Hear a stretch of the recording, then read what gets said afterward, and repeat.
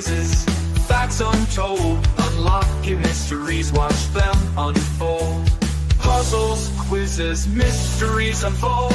Brain benders banter, keep your mind on fire, twisting and turning higher and higher.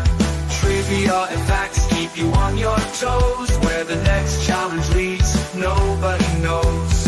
Mind on fire, nobody knows. Riddles and corners, secrets to reveal. Each question a journey, every answer a seal. Cognitive playground where neurons spark, lighting up pathways through the mental dark. Secrets reveal, pathways spark. Brain benders banter, keep your mind on fire, twisting and turning higher and higher. Trivia and facts keep you on your toes. Where the next challenge leads, nobody knows. Mind on fire, nobody knows.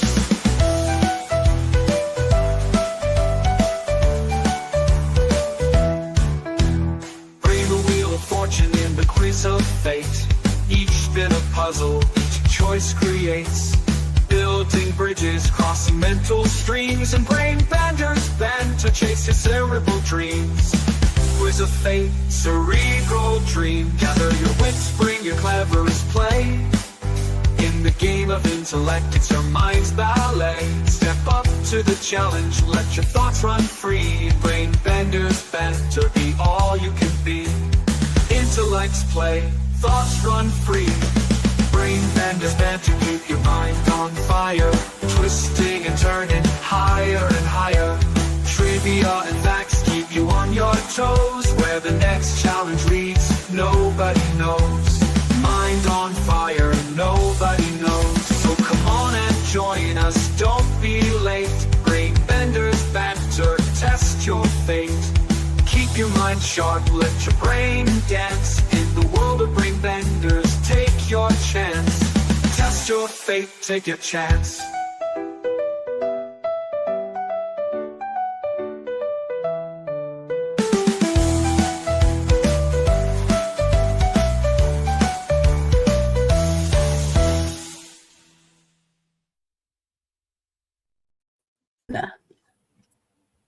Good evening, everyone. Shall we play a game?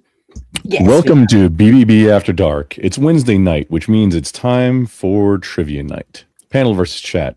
We've got Wheel of Fortune with popular name brand foods right here in the US and Jeopardy categories that are going to test your brain from every angle. Panel, don't sleep on this chat. Chat, don't hold back. Let's see who really runs trivia night. Okay. So we're going to start. We're going to have two games, right, Chrissy? And what game are we going to start with?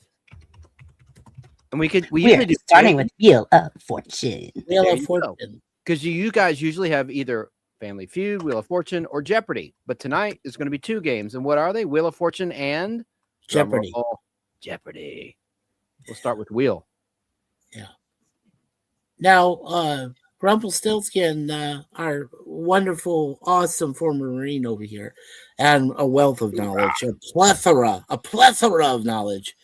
Of course, we have the wonderful Chance Nostalgic Podblast up there in Atlanta, Georgia, with his brand of plethora knowledge, and me down up here in the north, the Great White North, with my own brand of plethora knowledge. I believe the three of us are going to have a great one tonight. I hope that you're on your game, chat. I do see my brothers Kevin, Theme Park Adventures, and I see Sir Lemon Pie Citrus. Howdy to my brothers in arms there in the States. By the way, Sierra Jeffrey's my daughter. She's the one that's modding right now in the vertical stream. Sierra, thank you. Thank you for modding. So that is my physical daughter. So thank you, Sierra. I really appreciate that. Yeah. Hi, Chrissy, Lemon Pie. you should have got the invite for the Twitch thing. Yeah. Oh, I'm not even on Twitch yet. I'm still trying to get the game set up. Give me a sec. So Chrissy has let us know. Actually, the Wheel of Fortune is going to involve Clint Eastwood. Mm-hmm. Now, I don't know what of Clint Eastwood it's going to involve. I do not know that. Hint, hint. So, like I said, be on your A game tonight, chat, because Chance and Grump and me, we're determined to take you down. Sierra's in there Yeah, we're using her going to wrench. win. Well, you know what? With Wheel of Fortune, the bankrupt can get you. You know, you need to know when to But hold it. we had issues. Yeah, Chance, we had issues with Lucky that draw. last week. Grump and I were going like, why is it hitting loss of turn? Why is it hitting bankrupt on us? All the freaking Oh yeah, it was like almost every other spin was bankrupt right. for the first 2 rounds. Sierra all of a sudden has learned to use her wrench. Way to mod, Sierra. Good job. Jake Hudson, welcome, brother. Jake Hi, is Jake. one of our newer.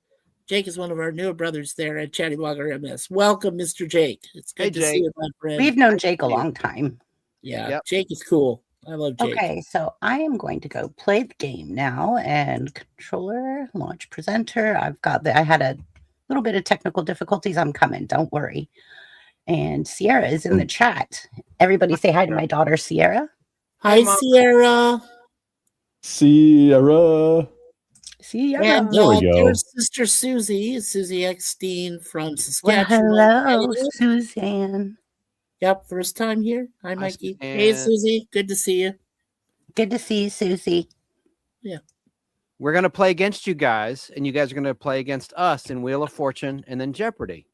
That's how we roll here at Brain Bender's Banter Trivia. There we go. And hey, there's That's Sierra fine. Jeffrey. Hello, Sierra. Good to see you, sweetie. That is my baby. Hey, Mom. Yeah, she looking good. Oh, Got my good luck to you baby. too, Kevin. Good luck to you, Jake. Good luck also to Susie, and good luck there, Mr. Sir Lemon. And Hey, there's Roddy's in the Roddy. house. Hi, Roddy. Hey, Roddy. Hey, Lemon Pie Roddy. Citrus. Yep. And Ghosty Bimmy. Hello, Ghosty Bimmy with the Chihuahua. Yeah, hey, Ghosty. Ghosty. Bimmy. Roddy, my partner. Everybody- Roddy, Sierra's over in the vertical chat, just so you know. And hello, Roddy. Hey, Am I Roddy. really looking? Do it. Okay. When you look at my face, this is just a personal. Oh, you know issue. what? I forgot. But when you see my face in vertical, do I look fat or do I look thin? I'm gonna swap You're like spots. a rabbit. I don't have my camera on when I'm doing this, so that way that the chat can be seen on the screen. Okay. You actually look like, and this is meant with love. You remind me of the Mm. Bucky's like mascot. Oh, Beaver? the Bucky's mascot. I love Bucky's. Have you heard that before? I mean, Yes, I have. Yeah, I love Bucky's. It's a great food place. Really is. it's a giant. Yeah. Ghostly Bimmy. It's a gas station. It's a gas station. A lot and of food truck stop. places. Well, no, it's not a truck stop. This No, you're it's right, not a but truck they have stop. showers. It's- No, they say they don't even allow trucks. That's Right. The one in it's a Alabama did, destination. though. Well, it's weird. Really? is, Grumple, yeah, the Alabama one in New did? Birmingham had Oh, trucks. okay. I mean like big rigs truck. I'm like if you're in a pickup 18 truck, of wheelers. course that's allowed. That's a passenger vehicle. Like Kenworth, yeah. They were there. Okay, Chrissy, I think everything's good on my end. The only thing left Mhm. is linking Just be careful at chat. what you guys are And then showing you- on the chats, guys. If you guys are putting up chats on the understand. screen, there's a No lot that has been deleted. So just so you know. Okay. The chat, the linked chat is also showing on the screen now. I added it. Should we not? I didn't look at anything that's bad. Chat But there in the right hand It's side. fine. I only let up people I know, so it doesn't even matter. We don't want to disrupt or ruin because chat is vital to this game because we're Yes. playing chat. It's panel versus chat, so we have to have a clean chat. This is the Mhm. worst possible time for some troll to try to mess with us. so, Chrissy, whenever on your time, everything on my end looks good to go. We just need you to join on the Twitch for stream together thing. I'm so we still can- waiting on get this the to chat. load. It hasn't loaded. Okay. No biggie. Launch presenter. It's just a blank screen. Okay. I'm least trying to I get the know. game going. Hey, Tiggs. Tiggs is in Hi, the house. Pigs. Launch presenter. You guys keep chat going while I refresh this. See, launch presenter sounds a lot more fun. Like there might be catapults or a trebuchet involved. Maybe a ballista. Launch presenter. I'm going to have to shut this down and bring it back on. Valentine confection hearts, conversation hearts from Brox or Nico wafers. I got a few. It looks like a druggie bag or something. I have these in the Ziploc bag. Oh my gosh. Oh yeah, don't say conversation hearts. Be mine, and all that stuff. Aren't those essentially Tums They with taste some like sugar, candy sugar in them? cigarettes. Are you old enough to remember Yeah. candy cigarettes or bubblegum Oh, I cigarettes? am. Anybody? Yeah. I I am. absolutely panel? remember those. Yes, Mikey, I know you remember candy I cigarettes. definitely do. I'm an old man. I remember them. Oh, I can't hear you. I got to duck out and come back. I have a glitch. I can't hear you all. I'll be Oh right no, back. you couldn't hear me. Oh, I'm sorry. It's That's a not thing. starting. Huh? That's a thing. With StreamYard, it's been just the last month and a half ish, somewhere in there, where you just lose audio. Even just sometimes choosing a different. I forgot to tell him before he left. Sometimes choosing a different audio device and then setting it back fixes it, so you don't have to Roddy leave. says, Sierra, hello, little mama. Lemon says hi to Roddy. Roddy says hi to Lemon. Lemon says, let's lose the drama in chat. Yes, amen. We have. Don't worry about it. My daughter's modding right now, and she's using her shield. So. Chance for if that happens again, that I think that's been going on. It feels like about a month and a half is what it seems. If you go to your audio inside StreamYard and just choose a different audio device and then set it, hit OK and then set it back, I think that's fixed it for me more than once. So you don't have to leave the whole call. Thank you, Grump. We need somebody to reprimand Dork going 9. on. Grump, it's been going on for like 2 years. It's just an intermittent short. I don't know what it is, where all of a sudden I cannot hear a thing. And That happens to me too, but it seems like it was fairly just not frequent, but not uncommon, but fairly recent for me. Not that long. That's interesting. Weird. Yeah. What's happening is it defaults. My camera will default to my computer camera from my external camera, and also the audio will default from my board to the computer speaker. It's weird. And so when is it possible something like a USB cable is getting bumped and then very quickly disconnecting and then it's reconnecting right after that? That's good troubleshooting, but the answer would be no, because I'm looking right at it and it's not being jarred in any way. No. I don't know. No cables dangling behind your desk that maybe you accidentally kicked or anything. Sometimes just looking at it funny will make a maybe new USB cable. You just sneeze in the other room and then you just think real hard. Yeah, it's like USB cables, old ones can be finicky. And it could be dust. I do need to dust off my computer. I think I've gotten dust. Couldn't dust cause a problem like that? A malfunction? I don't know. Shouldn't, unless it's caked on. It's not a little bit of dust on the connectors shouldn't. And I just want to show.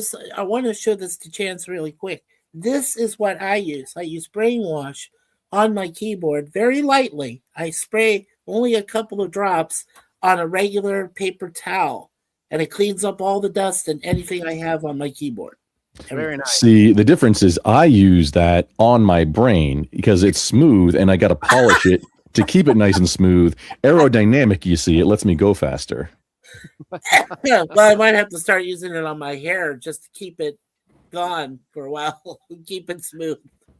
Yeah, well, we have our thinking caps on tonight, chat. So we do. We get going. Hopefully, Chrissy will get the tech worked out and we can get started here. It's almost 1 a.m. on the East Coast as we're live, which is where I am in Atlanta, Georgia. Grump, what time zone are you in again, sir? You're in Mountain Texas time? Standard Time. Okay. Yeah, are you still Central, like an hour behind us? Texas Standard Time. I believe Central is set to Texas time, so yeah. Yeah, I think an hour. Right. Oh no, 1 hour. He's right. Mountain is 1 hour. Yes. Yes. Of course he knows. I mean, what am I saying? Well, Texas is so big, there are 2 time zones in it. Yes. Did know that. Yep. Yeah, El Paso's in the wrong one. Well, it's over where New Mexico and Arizona, but Arizona doesn't change their time. So, Arizona. Yeah, everybody needs to get on that train. Tucson specifically with the disappear. Well, we won't go there. We'll date the stream. We're a game show stream. We're not a news stream. No, we're not a news stream. It's true. The news is there's Jeopardy and Wheel of Fortune to be had tonight. Yes. Maybe. I'm seriously. Possibly. Okay, look, this is what it's doing to me. Like, I'm going to share my screen with you guys so you can see. Now, Do you think if Chad, you shut your Yeah. computer down, it would help or no? Look, it's just blank. that's all it Well, says. let's I'm troubleshoot. not getting the code. Yeah, maybe I need to shut my computer down and just restart it. Yeah. You guys carry the chat. I'll be back. And Sierra, you're doing an amazing job. Thank you. And Grump, please watch Dude, the all other good. one that Sierra is not in. And make sure to use your shields, all of you. Yeah. Okay. All right. Which one is Sierra's watching vertical? She's horizontal, I think, or she's not. She might be in vertical. Yeah. I'll bring them both up. Vertical Yeah. is okay. Okay. Well, let's ask guys on the panel and in the chat. Can I ask, what is your favorite game show growing up? Is there a favorite game show that you like to watch? Would it be The Price is Right? That would be mine with Bob Barker growing up. That was my absolute favorite. I would say my favorite was Art Fleming Jeopardy, and then when Alex Trebek took over. I don't even remember that. Yeah, Alex Do Trebek. you remember before Alex Trebek with his mustache? Oh man. Yeah, Art Fleming. I remember the black and white. My mom and dad would watch it like whenever he came on every night. And my mom and dad said, you could learn something from this show, from Jeopardy. And you were born, I did. So you were born in yeah. 1965, September 22nd, 1965 or 21st, 1965. Was I right the first time? I think you were right. On my birthday is when it came.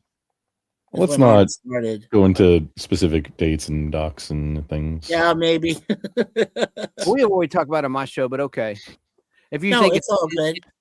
Yeah, identity theft and doxing or things, and yeah, it's better to have like just a little bit of vague about your personal information. I mean, Ambiguous. you're a big boy. You can make your own choices. Just advice. Yeah.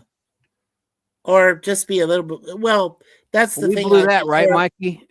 We've been talking about our birthdays for a long time. For a long time, but I mean, it's nothing unusual. I Okay, mean, guys, I'm dipping out. I'll be back. Okay. okay, honey. Be right back. Gotta After restart my these messages- computer. Yeah. After these messages, Chrissy We got will be no game. right back. Without the game, we got no game. We got no So- game. Without Sorry, game. I'm checking Backstage, I showed mod stuff. Yeah. backstage. Oh I yeah, showed there's some drama. Good catch, Sierra. Yeah. This is- Don't need any of that there. Oh, this is cool. a comic book about the Marines, the U.S. Marines, 1967 Marvel comic books, Yeah, Captain Captain Savage Savage. and Yeah. his Leatherneck Raiders. I showed this backstage to Grump since he's a Marine, Nice. and that's issue number 3, where they're fighting Hydra, one of the villains in the Captain America universe, and Nick Fury, Sergeant Fury universe. Thank you, Roddy. Yeah, no, we were just we were quoting a date from when Jeopardy with Art Fleming started.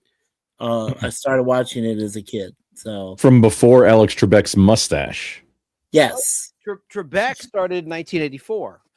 yeah, he didn't start till '84. Which are those like great? Because those are those are originals, not like Yes. No, those So are you- original. These are original. Yeah, are Yeah. those like those aren't graded because they're not sealed, right? I mean, this should No, they're not graded correct. These are in cardboard to protect the spine and an acid-free plastic covering to keep it nice and dry. And also what happens is the coloring agents will eventually turn the pages yellow and brown if you don't have acid-free protection with the cardboard as well as the plastic. It will counteract that process and preserve your comic book. However, if you do have it graded like this, Yeah. Now, it'll supposedly maintain a comic book for 100 years. You could pass it down to a youngster in your family. now Roddy says that she liked the Gong Show, but I was too little. I don't remember what the goal was. Oh, Well, it was a weird amount of money. it was like to ring a gong, right? do you No, remember- no. If they don't ring the gong, and if they get to the final round, or just one round, it was for everybody. All I remember is Oingo Boingo got started with Danny Elfman, and they finished in second place. They did. You had the Unknown comic. This is a guy that had a paper sack over his head with Yeah, cut out holes and a mouth. right. And you had Gene, the dancing machine. The host was Chuck Barris, who was also the producer, and he had the $1.98 beauty show at that same time. Yeah. And I think the Newlywed Game, that was one of his shows, the Dating Game. And he was the front man for the Gong Show. JP Morgan was one of the judges. They had celebrity, like C-list judges in terms of celebrity at the time. Even Jamie Farr, Klinger and Mash was one of them. It was a regular judge. And there literally was a Gong. And the humor, Grump, if you've never seen it, there's actually a movie called Gong Show, the movie from 1980. But there's literally a gong. And when the act is so bad that the judges can't take it anymore, they hit the gong, and it's like the proverbial cane over the bad performer yanking them off the stage. Right.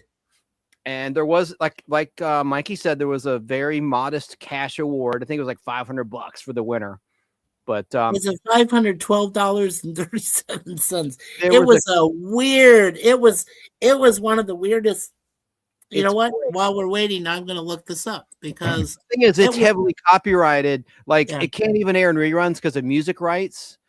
Just like there was another game show, Grump, I really liked. It was serious. It was called the Name That Tune show. It's called Name That Tune, where they bid how many notes they need. Correct. They would play a few notes of music. You had to guess the song. And Kathy Lee Gifford, when she was Kathy Lee Johnson, would sing and hum the notes of music. And that's where she got her big start. Tom Kennedy hosted that.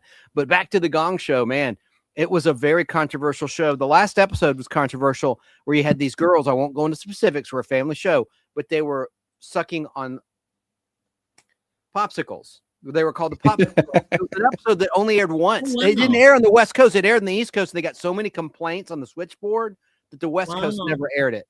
The final episode. There's actually 3 different prize amounts that happened depending on the version and the time period.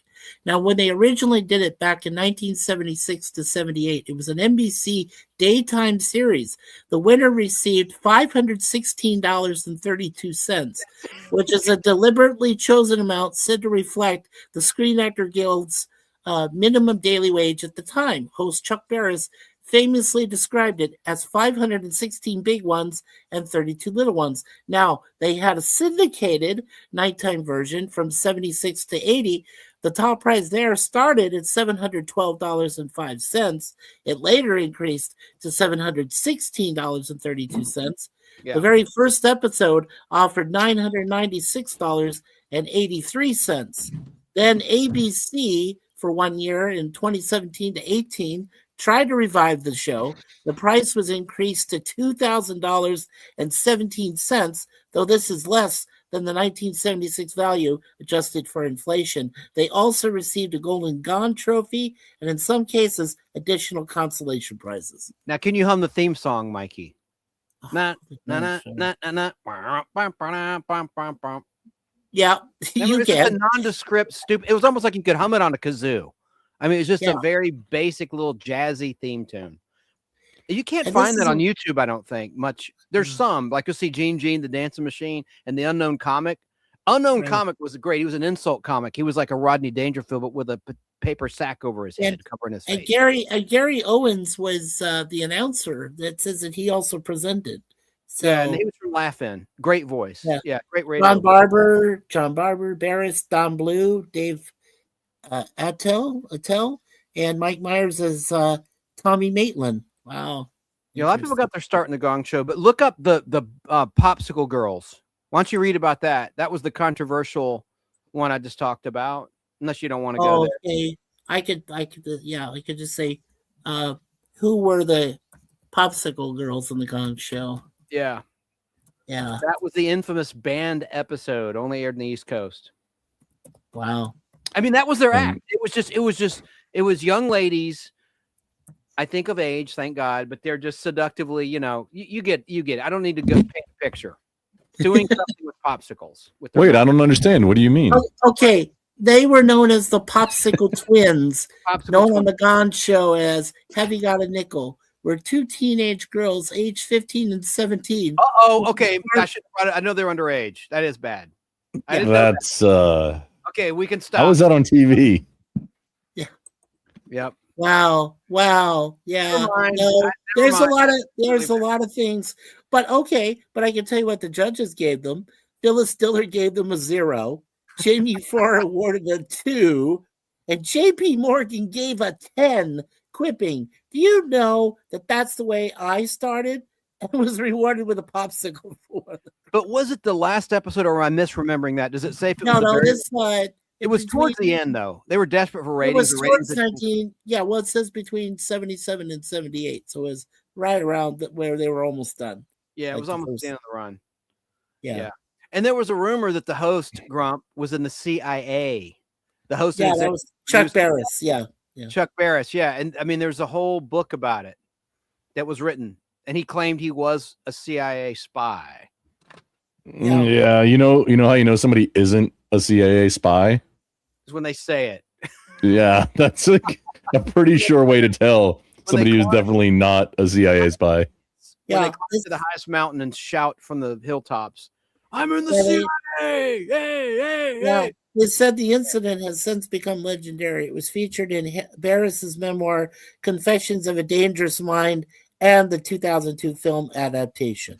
Yep. Now I Yeah. tried to upload the movie, Gong Show the movie, and it's instantly blocked by the bots. And I think it's on there on the official YouTube, like with ads.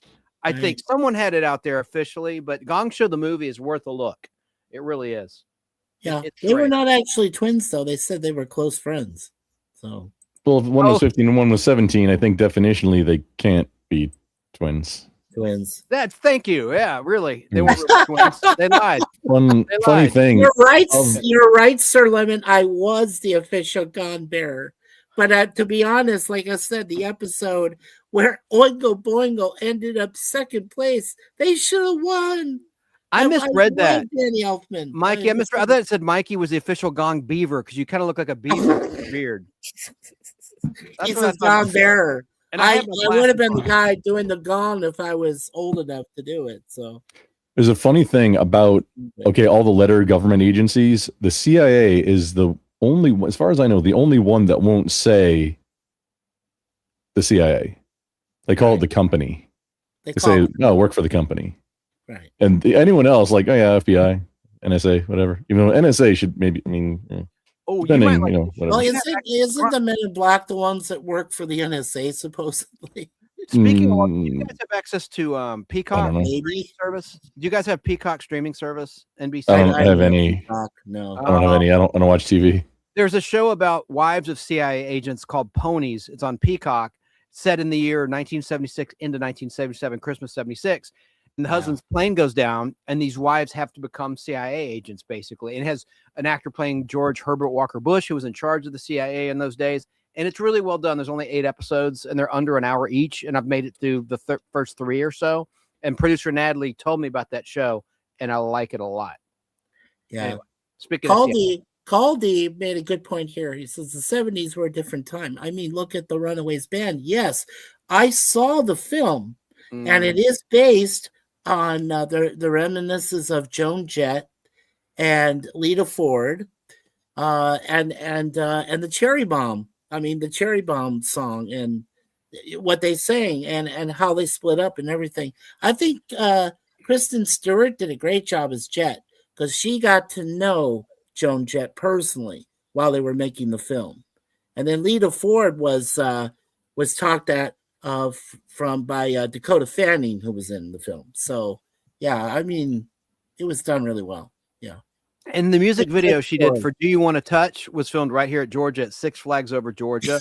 That's an Yeah. underrated song. Her remake of the Gary Glitter hit. Do you want to Yeah. touch? Now he Do was a you dirtbag want to too. dance? Do you Gary- want to dance? Yeah. No, do you want to touch? No, not Do You but Wanna Dance. his song was "Do You Want to Dance?" I don't think that's correct, sir. Was Gary- it? It was a safety dance. No, "Safety Dance" was Men Without Hats. Yeah, What if you're they right. did Safety Dance. They were wearing No, hats at the no, time, so It was "Do You Want to Touch" all the way. Mikey, you might want to look that Okay. up, or am I wrong? No. You're making me doubt my reality, sir. I think it was a straight up. I think in both versions of Gary. I don't Glitter want and to Joan do Jett, that. it's "Do you want to touch?" It's not "Do you want to dance?" yeah, Well, that's Sierra, I'm watching. You're good to go. Yeah, we're good. Don't worry. Our brother in arms here is also watching. Let's see, Gary But Glitter. that was a good music video. "Do You Want to Touch?" Joan Jett, 1982, filmed partially at Six Flags Over Georgia. My friend Larry Hutchison was there, and it was so funny. Let me just say this: there's a bunch of dudes in like long sleeve polo shirts. It was a thing in 1982, like long sleeve. You probably remember that, Mikey. Long sleeve, like roll up polo shirts. And every time the video come on, he goes, "Look, there I am." And I go, who are you? He goes, "I'm the guy in the white polo shirt on the dude's back." And I'm like, there's 50 guys with that description, because it was a trend, like a members only jacket a couple of years later. You know, it was a thing. And like there were tons of guys in white polo shirts. I'm like, which one? Anyway. Okay. The song he had was "Do You Want to Touch Me?" Oh yeah. Yes, that's what I knew it, but you're so convincing. You were so convincing, you made me doubt my reality. I'm like, it's a Mandela effect. Is he right? All you had to do, I don't want to ever do that to you, brother. You got the initial of it, and then all you had to do is just add me the me part, and then oh yeah. So that was it. Do you want to touch me? I've got a funny anecdote about Danny Elfman. It's not me. This is a second hand. I heard from the person. Okay, so over on Twitch, a friend streamer, Operation Madman is her name. She hasn't streamed in like, it's been a few years. I still hear from her from time to time. Okay. So she encountered Danny Elfman via a contest, and I don't remember what it was for, but she has in her possession the very first egg that Danny Elfman's chickens ever laid. He, did whole, like you do Easter eggs, the real eggs, blew the stuff out inside. And I don't remember if he like decorated it, but he packed up and shipped it to her. So she has Danny Elfman's first chicken egg. Wow. And I thought that was funny. Like, wait, Danny Elfman, the guy who's written the soundtrack of like Batman. Every good movie, like all the good movies, like anything that Tim Burton has done, anything Burton's ever made. Yes. Yeah. Which came first, the Danny Elfman chicken or the Danny Elfman egg? I mean, the chickens. Yeah, the chickens. The chickens laid the egg came first. Yeah. His Batman theme with the very first Batman with Michael Keaton was just iconic. There was supposed to be a third one, and they might still do it. Like that timeline of Tim Burton was supposed to make a third one. The reason it switched and everything was because of essentially McDonald's. They wanted to be able to sell. They wanted to promote and make money with the toys, but the Tim Burton one was like way too dark. That's why we got the much more cartoony and the nipple armor essentially later. I don't know why they made it nipple armor. It didn't make any sense, except for Batgirl. Can't have it for that, but for Batman and Robin, must have nipple armor.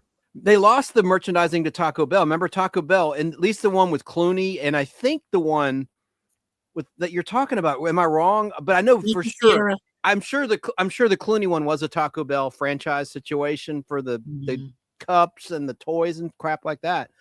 But I'm trying to remember, was the Val Kilmer one Taco Bell or was that McDonald's?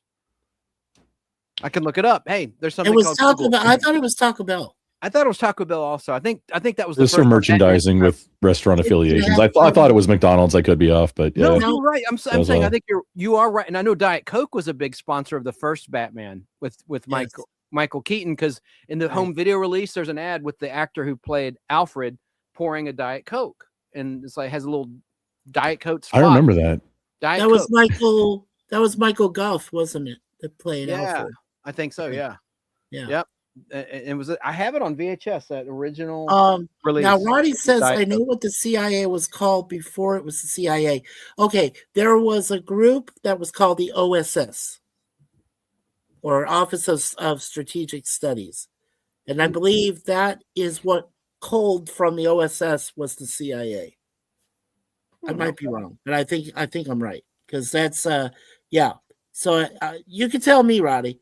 Because I know there was a group called the OSS, the Office of Strategic Studies, before it became the CIA.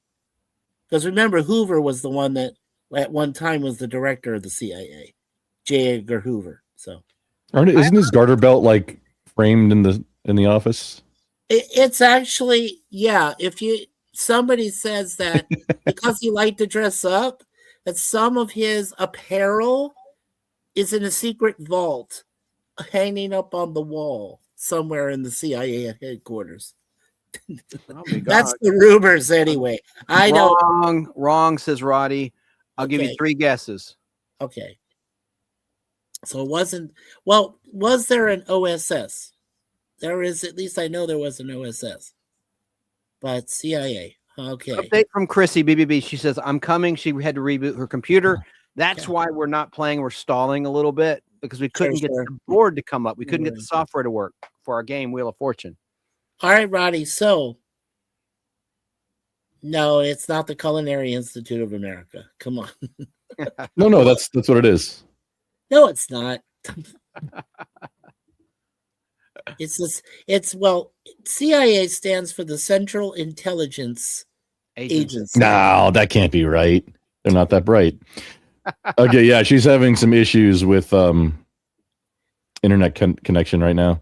She'll be back momentarily. It wasn't called OSI because that came from the $6 Million Man and Bionic Woman. Scientific Intelligence is what the OSI and the fiction. That's the fictional government agency. Fictional one. Authorized Steve Austin to become the $6 Million Man. You know what he's called in Mexico? El Hombre Nuclear, the nuclear man. Not the 6 trillion peso man. That's what it should be. I wish they'd 6 finally. Brazilian That peso. is one reboot I would love to see. Finally, let's get a $6 billion man movie. Come on. I want that. I know. I wanted well, they tried to reboot the Bionic Woman. That didn't quite work. Oh no, in 2007 it was on NBC. It only lasted one season. Yeah. Roddy's saying to you, stop. Or she's saying that to me. I was right. The CIA was known as the Office of Strategic Services, OSS, before its formal creation in 1947. I'm sorry, Roddy. I was right. I got you. I know my history. And I had this whole book. This is really weird. I don't think I have it anymore, but I had this whole book detailing the history of the CIA. Look at the guesses from Caldy. Chicks and ascots. That's what CIA is. Yeah. Yes, that's also correct. The 5 kilos in a nickel bag man, says Caldy. And the chicks and ascots run the Culinary Institute of America, you see. So it's like a double. That's why it works so well. Yeah, Roddy, we did say Central Intelligence Agency, but before they formed it into the CIA, it was known as the Office of Strategic Studies, which was the OSS. So there was something before it became CIA. It was run by Tim Curry, who also was drag at the time. The Rocky Horror Picture Show. The Rocky Horror Intelligence Agency. 1975. Oh my God. The Office. It's all linked together. Office of Getting It On. The Office of Getting It On. No, you got to say it like getting it on. Getting it on. Get her done. How about get her done from the cable guy? Get her done. The Department of Agency Department. Yeah. Yeah. The Department, the Redundancy Department of Agency, Department of Redundancy. Yeah, but Roddy, it was known as OSS before it became CIA. Okay, so I was right about that. I confirmed it. And both you gentlemen, I'm going to find your Garbage Pail Kid card. Oh, nice. Your first name, but see, I don't remember those. Grump I love name. the Garbage Pail Kids. I know my wife knows. They actually made one for Chance in more recent years as Fat Chance. Wow. Yep. And there's yes, Roddy, you are any Dans in the chat? There's Diaper Dan. He's impaled with a giant safety pin. Diaper Dan, or I guess it's a diaper pin actually. Okay, safety it's pin, actually or laundry pin. Laundry pin. Okay, Roddy, you're exactly. Close. Okay, I'm gonna write this for her. You're close, but it was actually CIG before. It was the Central Intelligence Group. She had a typo. She did say CIG twice. After she did already twice. Okay, I apologize. Mikey was typing. He meant cigarette. No, I didn't. No, see right there. You just didn't finish it. It's truncated. Yeah. Well, like I said, the OSS was established during World War II in June 1942 as the first centralized U.S. intelligence agency. It was tasked with gathering strategic intelligence, conducting sabotage, and supporting resistance movements behind enemy lines. Now, it was disbanded in October 1945 after the war ended, but its personnel and functions formed the foundation for the next key predecessor, which was the Central Intelligence Group, the CIG, which was created in 1946. And then that served as the temporary intelligence body until the National Security Act of 1947 officially established the CIA. Roddy's done with this. She's done. She said CID, end of story. CIG. She said CID. Okay, Chrissy has had some success. She is en route on the way back now. Thank you. Roddy was saying CID. You were the one saying CIG, Chatty. Like an idiot. I'm saying Roddy's changed her story to CID. Okay, whatever. Yeah, she did. It's Roddy. You and I are very knowledgeable about the agencies. So there you go. Let's let her have the last word. Yes, ma'am. Let Roddy have the last word, I guess. Oh, I always let a lady have the last word. That's why you're still married. Yep. End of story. My wife always gets the last word. Always. Got some. Falcor wouldn't like that. No, sometimes she admits that I do, but I thought, no, I don't want that to happen. I want her to have the last word. I do. But I'm a chatty bugger, and it's, But you're also whipped, sir. Yes. But Falcor is from the never-ending story, so there is no end of story because it never ends. Right. And remember, you watched Stranger Things, Grump? I saw the first, I think, season. I know there's a little girl that her name's a number and she does magic or something. Yeah, that's why I brought it up, because there's a never-ending story component in later seasons. I think it's season 3. Anyway, where they're singing the song. This guy, one of the characters, has a girlfriend by radio, ham radio, I think, in another state. Before the internet, and he would sing her the. You're still ham radio. They would sing the theme to Never Ending together. It's kind of cute. Anyway. You still have one, Grump? A ham radio? What do you mean still? It's still like amateur radio is still a thing. Yeah. It's still I know. You have one yourself, right? You have one yourself? I was comm guy in the Marine Corps. Okay. I have a lot of radios. Okay. But he's not. Do you have a ham radio, Chance? Do you have one? No, I should. He's not old enough to have been doing the "Good Morning Vietnam." Robin Williams. That was one of Robin Williams' best movies. Yeah. Absolutely. Yeah, that was based on a true story. What was the name? What was the name of the radio operator that he depicted? It wasn't. No, he just did a radio show. He wasn't a radio operator. Okay, radio show. It was for entertaining the troops. Yeah, he got in trouble or something. And I think I'm honestly not remembering the story all that well. So Sir Lemon says, Mikey would come out and say, "You're gone, sir," and bow to Chuck Barris. Well, we can bring this all full circle about Vietnam and radio shows. Pat Sajak, one of the original hosts of Wheel of Fortune after Chuck Woolery, had a morning show in Vietnam for the troops. He was one of the original real life Good Morning Vietnam characters, MCs. Anyway, it's true. Yeah. He was there. He was there fighting the Viet Cong. Yeah.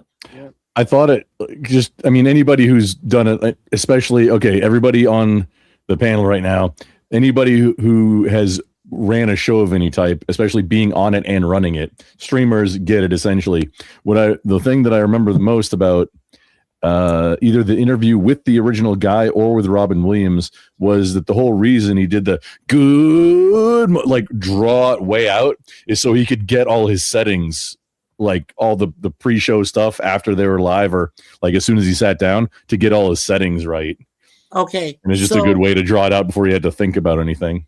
Right. So here is the name for you, Grumpy and Chance. His name was Adrian Cronauer. He was a real-life U.S. Air Force sergeant and radio personality whose experiences during the Vietnam War inspired the 1987 film Good Morning Vietnam. I forgot it was 87. Yeah. Yeah. Good to know. Guys, this is not false advertising. Anyone watching on the Nostalgic Pod Blast channel, my channel, or on Brainbenders Banter or Mikey. Mikey, are you streaming this to your channel as well? Oh no, I did last week. Okay. I figured you wanted to do it this week, Chance. So I We wanted to both let can you though. know. I don't think there's a limit. But anyway, Oh no, there isn't a limit. But there's no limit. I'm cool. I'm Oh, good. I see. You just didn't want to flood the waters. That's nice of you. You didn't want it to be many places people can watch this instead of you Right, just pick all the different spots, and I know my brothers here, Lemon and Kevin and Susie, like to all come here. So moving forward, because I can't do this every week because I'm usually working on Thursday. I'm not tomorrow, so that's why it's actually already Thursday. It's 1:30 in the morning almost. We may have to cut out Jeopardy and just do Wheel depending on when Chrissy comes. That's we're already an hour into when we're supposed to have gameplay and nothing. 45 minutes. This is not false advertising, folks. Chrissy's having some technical problems with her internet service. Roddy says, Chance, can you drop your channel and Mikey yours too? Yeah, in the chat. Yeah, why not? I'll do that. Yeah, sure. I can I'm a do that. self. She is en route. I'm a charlatan when it comes to self promotion. Well, it's good to know that. Let's see. Charlotte. And wherever you're watching this, if you have the ability to hit a thumbs up or a like or something or a subscribe, go ahead and do that. Just aggressively snuggle that like button. Yeah. I like the way you put Huggle it, smuggle it, do whatever you need to do. Oh my. Aggressively. Aggressively. I love it. That's what we need. An aggressive. Yes. Just struggle snuggle that like button. Yeah, okay. Grump has also tied his live into along with Chance. Okay. Yep. Cool. So my point was, I won't simul stream to your logic if you want to do it next time there, Mikey. I mean, if I'm available the next Thursday, because I do love doing the game show. I just haven't been so doggone busy. I haven't had to sleep, And it's so late on the East Coast.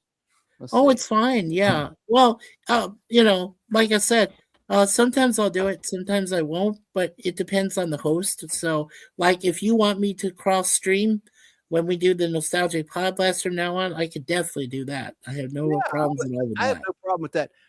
We're both so chatty. Poor Grump, he won't get a word in edgewise when we're both on, for goodness sakes. Bin Talk, thank you, appreciate it, brother. The way Chrissy and I see it is like, hey, the more places it's live, that's just more exposure. That's just more people seeing it, more people participating, because the way we got it set up is that wherever you're seeing this, you can participate. As soon as she gets back on and we link when she goes live again. Oh no, she is, because it's that's right. It's going through StreamYard. So she is live on Twitch. The key way to, because I use Restream, I go through OBS Studio into Restream. I'm not using StreamYard for broadcasting. The way that we get all of my chat is linked together via a bot that's on all my platforms, and it crosses the chat. So if you say something on Rumble, they'll see it on YouTube and Twitch, and it's all together and consolidated. Well, but then the chat that goes to my Twitch shows up on her Twitch, which shows up inside the StreamYard, and therefore everything goes onto the screen. Yeah. Now I just want to quickly mention the only thing that my comment isn't reaching is Chance Acting Demo. It's okay. That's okay. We don't need to plug that. That's my other channel. Okay. You're nice to do that, but Mikey and I are going to be live on Valentine's Day at 5:35 Eastern Time talking about cartoon dogs. I'm calling it Cartoon Canine. So it's who's your favorite? I'd say my number one, just to tease it, would have to be Snoopy. Got to be Snoopy in terms of the all-time great animated dogs. I don't want to get too far ahead of myself. This is a game show, but I like Droopy the dog, and Droopy rhymes with Snoopy. Who came first? We'll find out Saturday. Did Droopy come first, or did Snoopy come first? Right. And they're not brothers from another mother. It's different universes. I've always had and the MGM cartoon universe for Droopy. Right. Well, I've always had a personal. I've always had a personal preference for Underdog, Polly Purebred, Scooby Doo. No, Underdog is my dog, man. That's Speed, a lightning ball, the thunder. Yeah. Blitz is the name of the dog from the cartoon, the 80s or maybe early 90s cartoon Cops, COPS. Yes. There was a canine unit, and that dog's name was Blitz. Also, the Paw Patrol, like the whole Paw Patrol. Why not? Yeah. Yes. You even got Blue, in more later years. We- Clifford Oh, and Bluey. Marmaduke will be featured Lemon Pie. But then you also have God, there's so many dogs. What about in the Jetsons? The Jetsons had a family animated dog. Yeah, Astro. Astro, yeah. Oh, does Dino count? The dog Brontosaurus from the Flintstones? Absolutely. Yes. Absolutely. It's Dino. evolution, man. That's like the Darwinism of dogs in their That's universe. Dino, yeah. Mhm. Dino. And Okay. I will mention to Sir Lemon, when we talk about Clifford, I am definitely, and I mean this, I'm definitely going to talk about John Ritter. He was such a great voice for Clifford up until his death, up until he passed. He, in the later years, Clifford was because I remember John Ritter from Three's Company and how comedic he was, physical comedy, actual comedy, everything he did. And when he voiced Clifford, I was so happy. So yeah, we're going to talk about him for sure. And Chrissy, Brainbender's banter commander herself, designed a little thumbnail image for me, and I'll show it to you now. I thought it was really nice of her. We changed it because at first I said, let's call it the Nostalgic Podcast presents Cartoon Dogs, and I thought canine sounds better. It rolls off the tongue. Cartoon canines. So I'm going to do that. But there's an example of some immortal animated dogs. Yeah. You make it the Nostalgic Podblast presents Chance's Cartoon Canines. More alliteration. Yes. Hey, I appreciate that. That's good. Yeah, we should do that. Yes, for sure. I've already bothered and pestered Chrissy enough, though. She did 3 thumbnails for me right before we went live. She did with a K, like K9, like what is it? Cartoon K9s. And I thought that's going to associate with police dogs, because Grump, am I wrong? Doesn't that come from police dogs? The term K9, police or military working dogs generally. Yeah, that's what I thought. That's what I thought, because it's a play on, of course, the spelling CANIN. But which they do with the Wait, how do you spell it? K9. They spell it K9 CANINE. I probably got that wrong. Are you sure? Oh, you got that right. CANINE. You make me doubt my reality too, you guys. Both of you grumps make me doubt it. I'm a spell checker freak show. That's what I was named very first time for my beautiful wife. What time is this at? Or when is this? 5:35 p.m. 5:35 p.m. Eastern time, my time. So tomorrow? It's also Saturday. My time in Toronto. Valentine's Day. So. On Valentine's Day. And you're welcome to be on the panel if you want to, Grump. Yeah, you can join us too, Grump. Grump. Yep. Okay. How long are you planning on doing? On going? Like no more than 90 minutes, because it's Valentine's Day, and that'll be okay. Dinner. Yeah, I think I got a take of something I didn't say, and y'all haven't either. So. That's what I want. Yeah. Yes, chat or other panelists to chime in. K9. See, that's how Chrissy thought it would be best. She said to have it say the Nostalgic Podblast K9, letter K, number 9, cartoon canines, actually. Cartoon canines. That's what it was. Yeah, but go. Bin Talk. Idea. So, which the chats aren't linked yet, so it's not on the screen. Bin Talk saying, when I was younger, I really liked Go Dog Go. I actually think it was the first book I read, if I remember. Oh, it's a book, not a cartoon. Okay. See, indeed. I was TV dogs too, but you have Rin Tin Tin. But I think I'll just keep it to cartoons, and then I'll do a live action dog. But I'm going to run out of content because there's only so many. But there are. Where the Red Fern goes, Old Yeller. Old Yeller. Oh, that breaks my heart. Make everybody cry. That always breaks my heart. Get that Onion Ninja in the chat because of Red Fern grows and Old Yeller. And there was a dog named Chance in the Jennifer Aniston movie that passed away. Hate to say it, real tearjerker. Anyway. Yeah. There was the dog. There was the dog from Frasier. There's so many. Yeah, there was and we can't mention live action dogs without mentioning Lassie. Oh gosh, yes. And there's an anime. She's on my animated list. But Flipper's technically a dog too. Then Zero Ohms in the house. Spunky from Rocko's Modern Life. I forgot that there was a dog in Rocko's Modern Life, but yeah, that counts. That does count too. Yeah. Well, Charles Darwin is talking about Asterix, which was, I believe, that was a Japanese animated dog, or was that live action? I don't know. I think it was. Japanese. Is that from Reboot? One of the first 3D animated shows in the Asterix? 90s? Yeah, Was Asterix Reboot's dog? Yeah, I believe so. Is that, Yes. am I right? I never saw the show, but And What I don't know forget, things. And there's one I thought of that's animated that was voiced by the great Scatman Crothers, who was a black voice artist and actor, and it was a kung fu dog. Remember that one? it I'm not was gonna say the Hong name. Kong Fooey. Yeah, Yes. number yes, one super guy. Yeah. Yes. Yes. Well, the guy in a pink bunny suit on Jackass, that was called used by a chased by a Rottweiler. Rottweiler. There's also the dog that was in the movie Turner and Hooch with that would be Hooch, yeah, if I Hooch. recall. Right. Getting back to Lassie Yeah. was actually a fella. It was a And it was male 7. dog.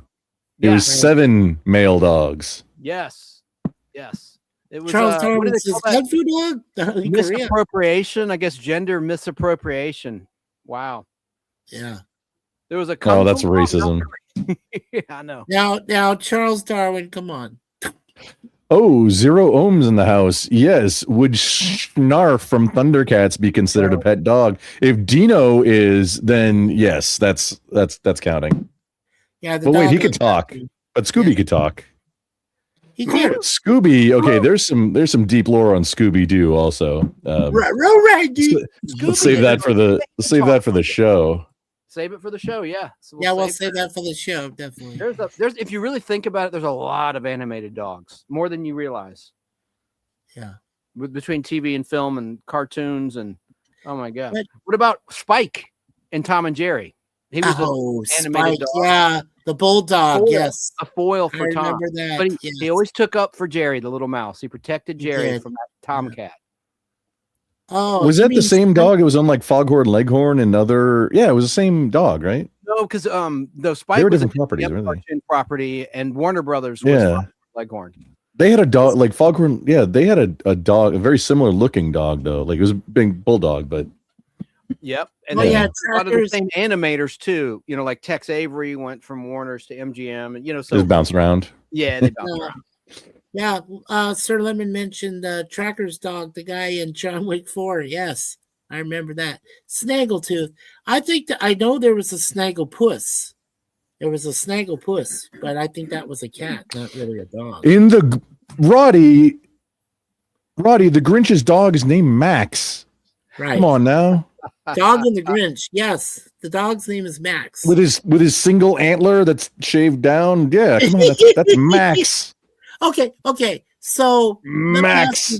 let me Mike, ask if you. we get too deep in this, we're gonna have to cancel the Saturday show. We're giving ourselves away, but this is fun. Go on. Well, this is naming them so Yeah. far. No, we're just Right. naming them. We're not covering them in more detail. like And any we- content creators out there in chat and on the panel, what's great is it's not a copyright issue because I'm just going to show a photo, which is perfectly fine, of the cartoon Yep. dog. I'm going to have a You You whole can even bunch do of more photos. than that, as Yeah. long as it's I mean, you can't just show the cartoon, but if you're doing something for commentary, for educational, there's all kinds of things you can do. But Oh, good. I mean, yeah, you can't just play it. You can show little clips and then have commentary about them. Yeah. Pause it, talk about it right because I took the little copyright school. And you're That's why absolutely we right. would love to have you with us, Grump, when we do it on Saturday afternoon. What would be fun is if the panelists do an impression of some of the dogs too. Those that are willing to do that. Oh no, that's easy. As I said, right rub you, Ranky. Right rub. Crypto from Superman. Yeah, Zero Ohms. Yeah. Yeah, Yes. but Batman here's had a- a dog too in the 1968 Yeah. cartoon. But here's an interesting It was fact. It was like I an believe it was the same. I believe this is a fact. I believe the same guy who voiced Astro in the Jetsons also, I believe, voiced the dog Scooby Doo in the Scooby Doo mysteries. Ooh, what a good one. This is on my list. The 101 Dalmatians. Yes, Name them all. I'm not going to name them What all. about Pluto? Hey, let's talk about the Walt Disney Universe of dogs. Oh, Pluto, yeah, Pluto's and cool. All of the Goof universe. Goofy is They're a all dog. dogs. All of Goofy them are is a dog. dogs. The Yeah. Beagles, the Beagle Boys, everybody from DuckTales that isn't a duck is a dog, if I recall. Yes, the Fox and the Hound. Fox The and the Hound. Hound, great one. Yes, There's so many in the Disney universe. Oh my god. Oh, See, Lady and the Tramp. Yeah. Yeah. Name every dog in Lady and the Tramp. Go. Oh, no. I'm saving it for the show. For my show, I can't. yeah, Pluto, yes. Yes. That was a cop out. I can't do it. I'll be honest with you. That was a No, cop no, out. Oh, I'm saving okay. it for the show. Yeah, that's a ticket. I'm saving it. Yeah. Yeah. Now, Charles Darwin, there was an animated series called Astro Boy, but the original Astro was on the Jetsons. Yeah, that's a different one. That's, yeah, totally different. But they both count. Well, Astro Boy was not a dog, though. Astro No, Boy he was wasn't. a He was- superhero in anime. Early anime stuff, Japanese. You're right. I didn't realize that, and you're right. No, that's okay. That's all In right. the back I of my just wanted mind, to- that information, and you're right. Astro Boy was not a dog. It was a boy. Okay, Boy. jellyfish. That's not nice. Ooh. Been taught Courage the Cowardly Dog. There you go. That's Oh. definitely a cartoon dog. I never saw it, but that is one. Now I'm thinking of what I've researched. Oh no. I know. Come on, Chrissy. I don't think we'll have time to do Jeopardy and Wheel. I don't think we're gonna have time to do that. It's 1:40 a.m. my time. Oh well. Who keeps saying why does Charles keep saying piss on the Jetsons? What's your beef with the Jetsons? Did you know, in fact, Grump, the Jetsons only lasted like one season, not even 30 episodes. The original run, the network TV on ABC. Isn't that wild? Yeah. If you think back, also just how long a season of a show used to be, Oh yeah. and now a season is like 6 episodes.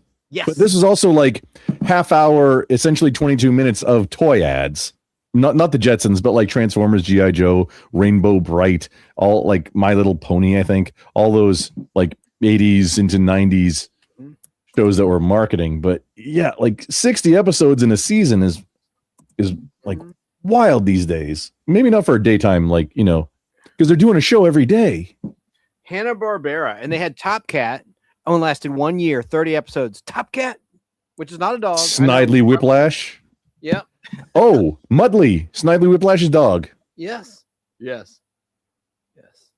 I think my favorite part of the Hanna-Barbera was the races. But that's just what I remember the most.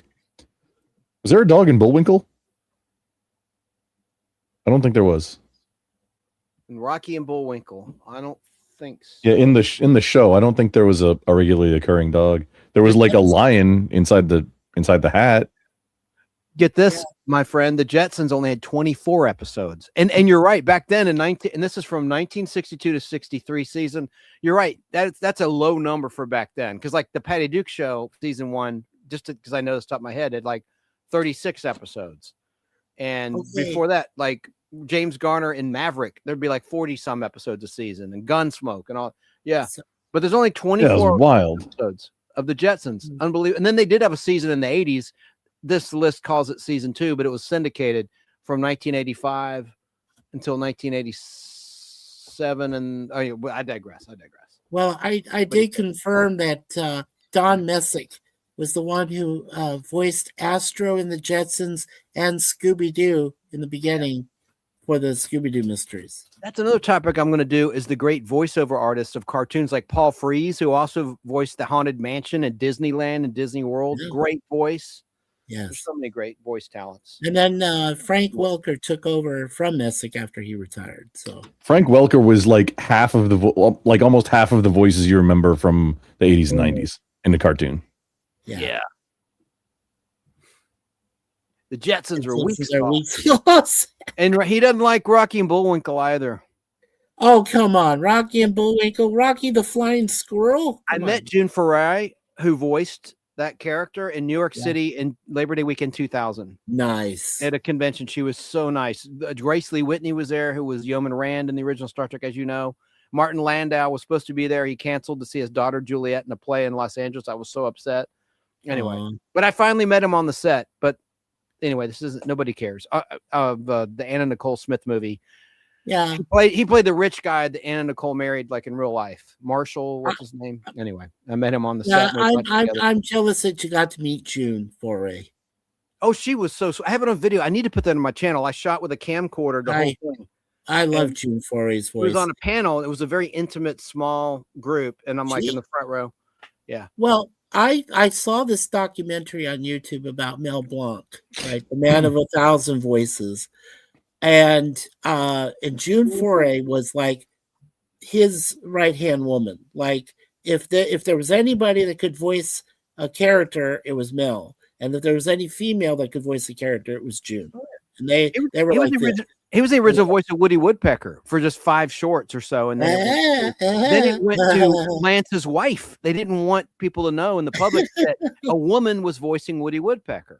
Right. And it was the top guy and creator's wife. Look here, Taco Bell dog, that Chihuahua, but not animated. That was a live action dog. Slight correction, Roddy. I don't think that dog was ever animated, or am I wrong? Was there a Taco Bell cartoon? Commercials. Was animated. But it was live action. It was a real dog. It was a mix of live action and animation, right? It was it was a live action Chihuahua, and then it spoke, and Taco Bell dog said, "Yo quiero Taco Bell." Right. Hey, look at this random comment, fellas, from Charles Darwin. I missed the dude from Police Academy. Who? Gutenberg? Steve Gutenberg? I mean, which guy? There were a lot of guys in Police Academy movies. He might be referring to Michael Winslow, who I'm a friend with on YouTube. Oh, yeah, the man of 1,000 sound effects. Yes. Yeah, he could do all those weird sounds. Yeah, that kind of thing. Hey, lemon pie, don't undo those. There's a reason. I'm gonna let that all simmer down. Oh, I don't. Did the Teenage Mutant Ninja Turtles have a dog? They do. Question. No, it's a question for us, for the panel. Oh, I don't think they do. They didn't in the cartoon. There were mousers, which are kind of like little critter thing. They were robots, though. They weren't. Nah, they were two-legged. Yeah, Michael Winslow. Yeah. The neutrinos. I want to say had a dog, which was like these alien teenagers on the original TMNT cartoon. Yeah, I think I remember them having. I might be making that up though. Yeah, now it's entirely possible that in my old age that I'm inserting that. Yeah, and it never happened. Yeah, he says I've got a few dogs, we'll get another one. But Roddy did mention All Dogs Go to Heaven, which was voiced by the late Burt Reynolds and Dom DeLuise, which is just a great animated film. Right on, right on. Well, the weirdest, this is not dogs, but I thought the magpies, Heckle and Jekyll, were kind of weird. Those are weird cartoon characters. Yeah. Anyway, but I digress. Oh, the ones that never seen an elephant fly? Is that them? No. No, those were the birds. Those were the birds. They were birds, and they reminded me of Spy versus Spy in Mad Magazine. Ooh. Did you ever read Mad Magazine there, Grump?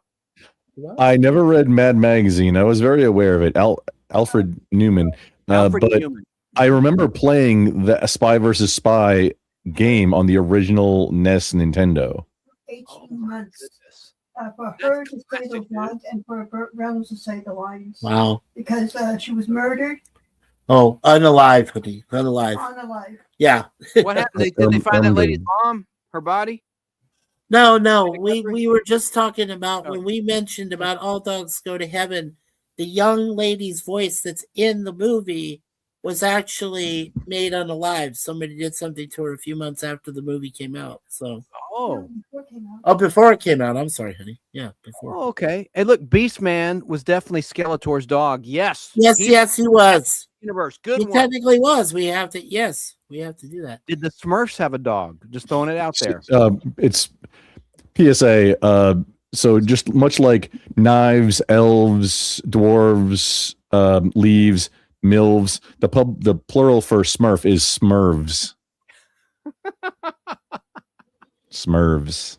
I love Mad Magazine. Me too. I still have my collection. They're beat up. I love the fold-ins, the Mad fold-ins, centerfold. Oh, Mad Magazine's great, man. I even like Crazy Magazine, a ripoff, and Cracked Magazine. You know, they were the big like knockoffs of Mad. Yeah. No. Well, I hope I'm not misspelling Dom DeLuise's full name, but that's correct. You got it right. Okay. Yeah, Good. You got it right. Okay. I'm pretty sure you did. I want to say he was also Mario in the original like Mario TV show, like the live action one where they would be the plumbers in the basement. You mean Mario and Luigi? Yeah. And then play the cartoon, either the Mario or Zelda cartoon. No, he was Mario. Luigi was somebody else. I think it was Dom DeLuise. I'm not sure. Okay. Well, I know Chance and I had mentioned Dom DeLuise. He was the Pope in Johnny Dangerously, and I am the Pope. Yes. The Smurfs. I had the little toy Smurfs. I can remember how they smelled. Smurfs. They smelled like a garden Smurfs? hose. Are you saying Smurfs? Smurfs. With a V. Like curves? You're saying Smurfs like curves. Yeah, Smurfs. That's not what they were. That's the not plural. That is not the plural. Not knife turns into knives. Yes. Elf turns into elves. Yes, sir. Leaf turns into leaves. You are right. Smurf turns into Smurfs. VES, the ending in F turns into VES. That's how the plural works. Grumble, Shelf, I know grammatically you're correct, but Shelf, I never. shelves. Right. There you go, shelf. He's won this argument, Mikey. Let's be honest. Okay. All I wanted to mention to him, was they never said Smurfs like curves. They just said it as Smurfs, like with an S at the end, which is grammatically incorrect. You are right about that. So this is the rule. Grumble, you're wrong. No, he didn't say I'm incorrect. He just said Grumple's wrong. Grumple's wrong. Like oh. Yeah. Oh man. Boy, Mises, we're having lots of fun here. Moose is not Mies. It's Mises. I've never heard them called Mies. I forgot my hot take one. I got a second one. I'm writing it down. I forgot the hot take one. Anyone tuning in late, we're trying to get Wheel of Fortune going. We're trying to get our game show going. You've not been sold a bad bit of goods with the headline. We're not trying to mislead anybody. We had some technical problems. Yeah. So we digressed. This is the so longest we're call having ever some from Chris fun. ever done. Yeah, we're having fun until Chrissy comes, and then we'll take you all on. Yeah. She is en route. Apparently still. Smears. Who are Smears, Ben Talk? Smeeveses. That's a half moose, half Smurf. Smears. There's an R. There's an R in there though. Now you're reminding me of the Muppets. Smears. That Swedish chef. That Swedish chef. That sounds like something he'd say.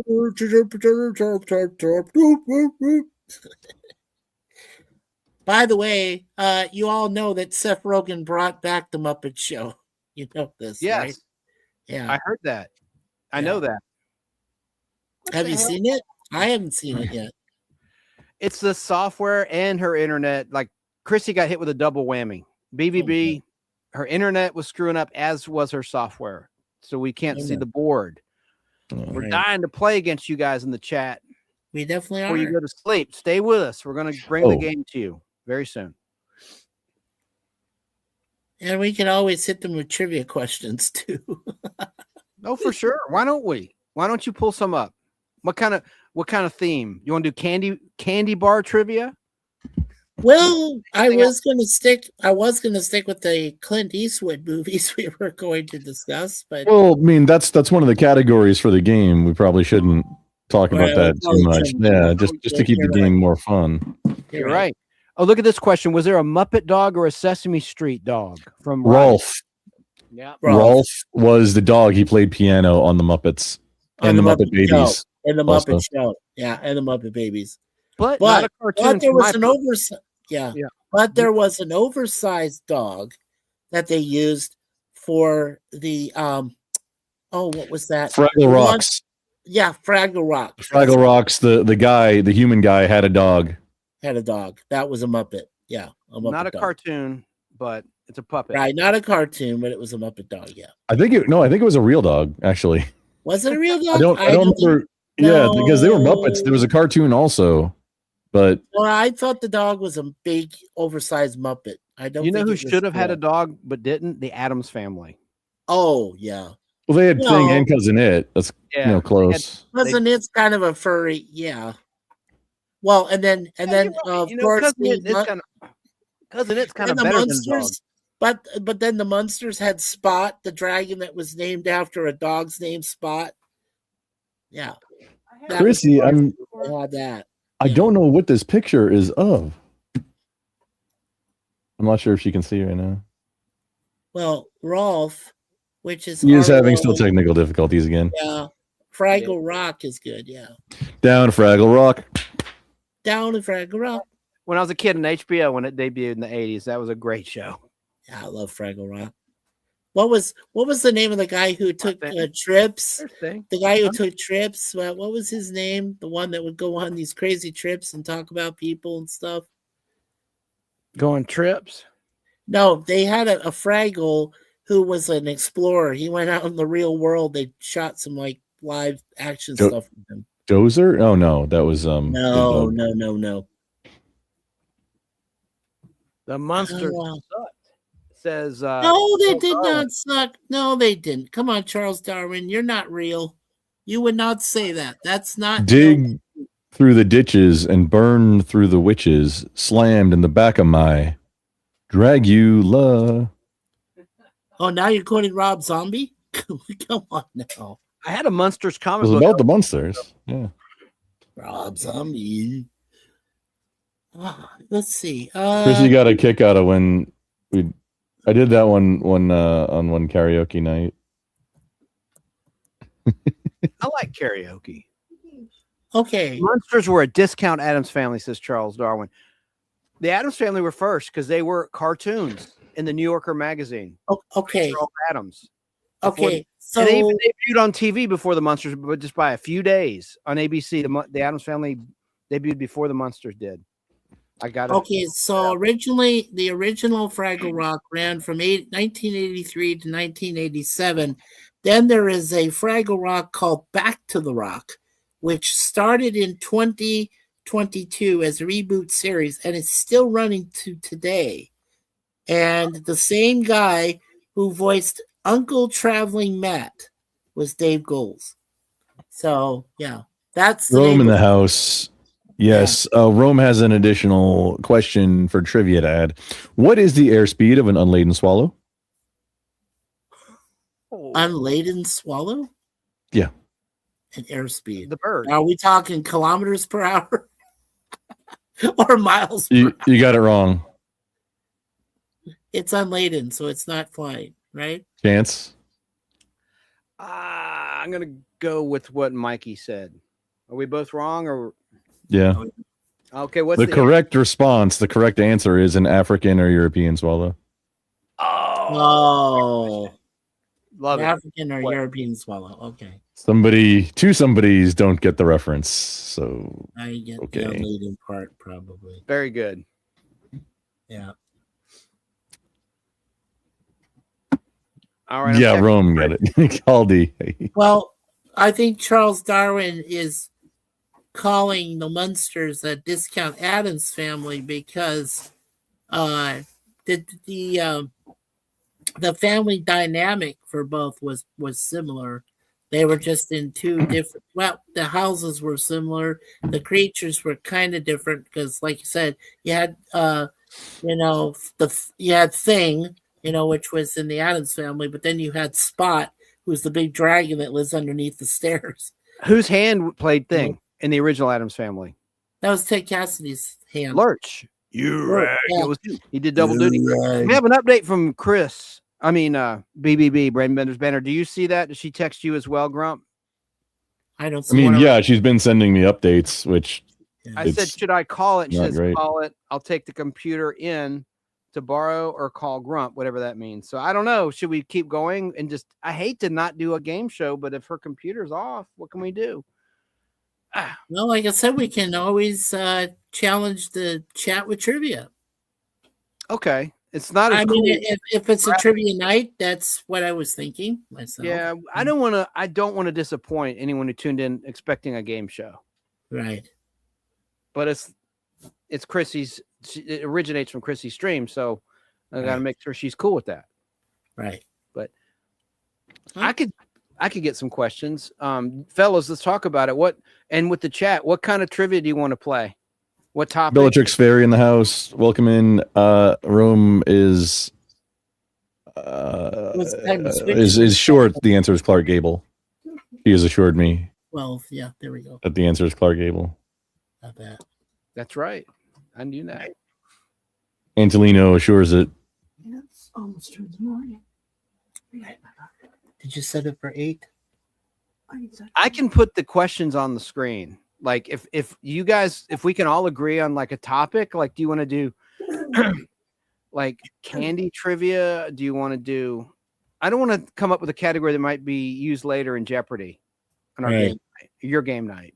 So I don't know. Do you want to do like a soda pop trivia game? I'm just spitballing here. Sports. Right. I don't know if you don't want to do sports trivia, movie Well- trivia. Music. Well, when it comes to sports trivia, I'll take care of that. I know. But music, I think, is universal. Yeah, Underdog's on my list. Roddy is one of the great animated dogs. That's one of Mikey's favorites too.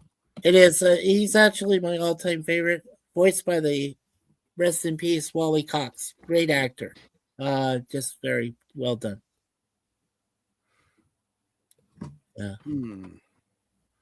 Don't want to do comic book trivia because that would be unfair because that's my wheelhouse. So that's out. Well, there was also, they had Droopy Dog Ears. It was the group that went after those Indians, the ones, the animated, you guys remember the animated Indians from the Fractured Fairy Tales? Mm-hmm. Yeah. Well, Those guys. Yeah. Let's ask the chat. These are not drugs. No, these are candy hearts for Valentine's Day. Nice. The conversation hearts. I want to ask the chat and the panel. You may not like them anymore, right? But when you did like them, when you were a kid, you ever liked these candy hearts? What were your favorite? Brock's, or did you like the Nico wafer ones that tasted more like candy cigarettes that were kind of bad in your teeth? These are more chalky. These are the Brock's. And did you like the little ones or the big ones? Remember the big Valentine's Day hearts, the larger Brock's? Yeah.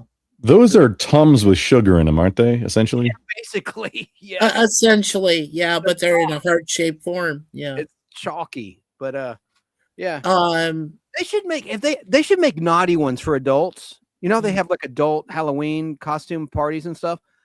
Oh, Brains Bender's banter is back, I think. What is going on? No, that's we're doing a quiz. I'm sorry, Chance. No, we're doing a quiz. What is this? What is this called? Is it a crocodile or an alligator? What is for chat too? Get your answers in. Let chat do it. Yeah. Name a winner. Is it a croc or an alley? What is it? What is it?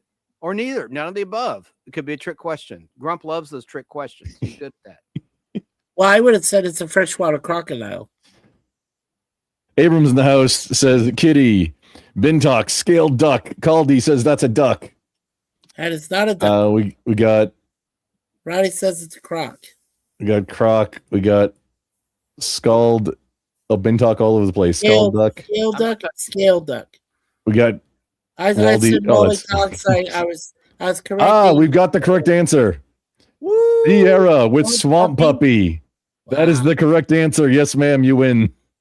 Ding, ding, ding, ding, ding. That's pretty damn good. 15 points to Gryffindor. And it ties into our dog conversation. Puppy. I love it. Puppies. Yeah. Charles says, I'm an Aussie and I will eat that alligator.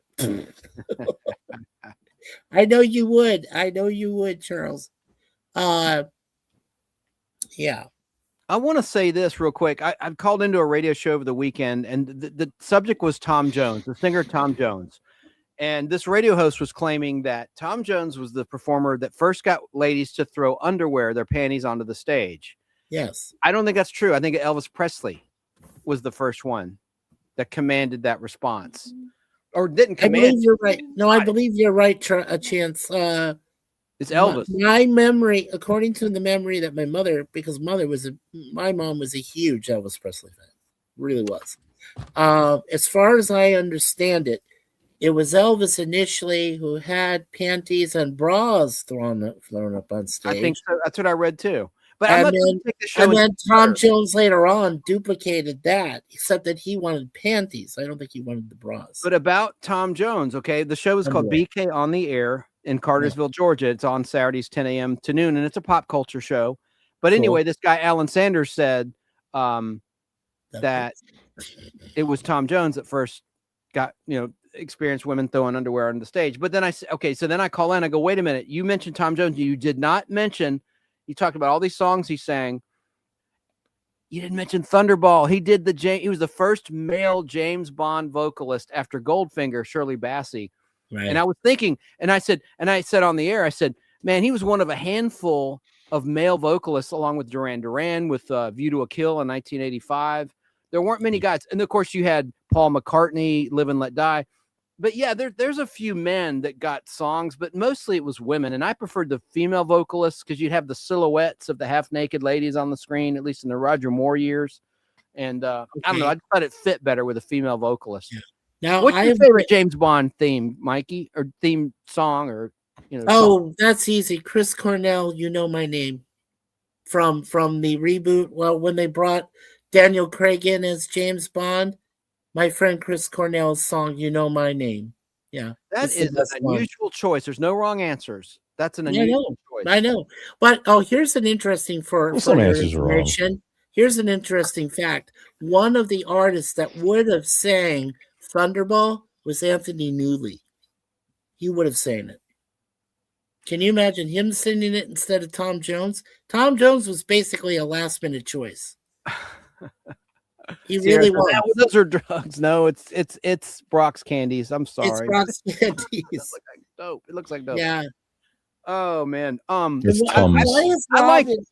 I like Carly Simon. Nobody Does It Better. That wasn't my favorite, but I like that one a lot. That was probably the best Roger Moore James Bond movie too. The one that introduced Jaws, the villain with the steel teeth, and he was also in Moonraker. Only 2 Bond films had the character of Jaws. Richard Keel was the actor, the giant actor who played him. Well, maybe the chat knows this. Shirley Bassey did actually 3 Bond themes. Can you name all 3 that she sang? I can, but I'll let the chat answer. Yeah, I'm going to ask the chat. So Shirley Bassey did 3 Bond themes. She's the only artist to do 3. So and I thought it was just 2. You're saying 3. She did 3. Okay. 3. I know the answer. So well, I've already said one of them. So one of them I won't. You said one of them, yes. I said one of them. 2 others she did, yes. Goldfinger. Yeah. And don't get Caldy says Uki from the Mud People was the very first that was called Panty Thrower back in the year 20 trillion BC. That's Caldy. What? Caldy? When I hear BC, I think Raquel Welch. I don't know why. Okay. Whenever I hear before Christ, BC, I think of. Okay. Should I go ahead and answer for the chat? Yeah, okay. Yeah. So, all right. So the first theme song she did was for Goldfinger back in 1964. Then in 1971, in 71, she did Diamonds Are Forever. That was the last one that Sir Sean Connery officially showed up in until he did Never Say Never Again later on. And the third and final theme song she did was Moonraker in 1979. Yes. So she did 3 theme songs. Yeah. Yes. Now, what do you think is the worst James Bond song? Billie Eilish? No, you'd be surprised. Madonna in Die Another Day. I think I agree with you, Madonna, and I'm a Madonna fan. I'm not a big Madonna fan. What Chance, why don't you strike a pose? Chance, strike a pose. I'm not gonna do it. What about? Oh, not a real fan. What about Tina Turner? I've seen her in concert. I saw the Like a Virgin tour when I was a kid. I saw her in 2016. But what about Tina Turner? Golden Eye. That was kind of an annoying one. Yeah, but you know who wrote? Yeah, but here's a trivia question. Do you know who wrote the song for Tina Turner to sing it? Tell us. It was U2. It was The Edge and Bono that wrote the lyrics for Tina Turner. Yeah. And in terms of the male singers, don't forget Aha. I think they did the Timothy Dalton movie. Yeah, they did The Living Daylights. The Living Daylights. Yeah. I like that and one. It was actually, here's a cool fact. It was actually the guy, the one that used to write the the theme songs, not the original Bond theme, which is Monty Norman, but John Barry. John Barry personally recommended Aha after what he saw from Take On Me. And wasn't that weird? They had two male British bands back to back. You had Duran Duran in '85 with View to a Kill, and then in '87 Living Daylights. That's kind of weird.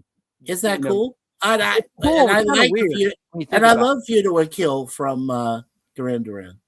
Charles Darwin says Madonna was hot in Dick Tracy. Yeah, she was. Okay, I forgot she was in Dick Tracy. I don't agree there, but okay. I always liked her music video for Material Girl, where she's doing a Marilyn Monroe thing. She looks so sexy in that.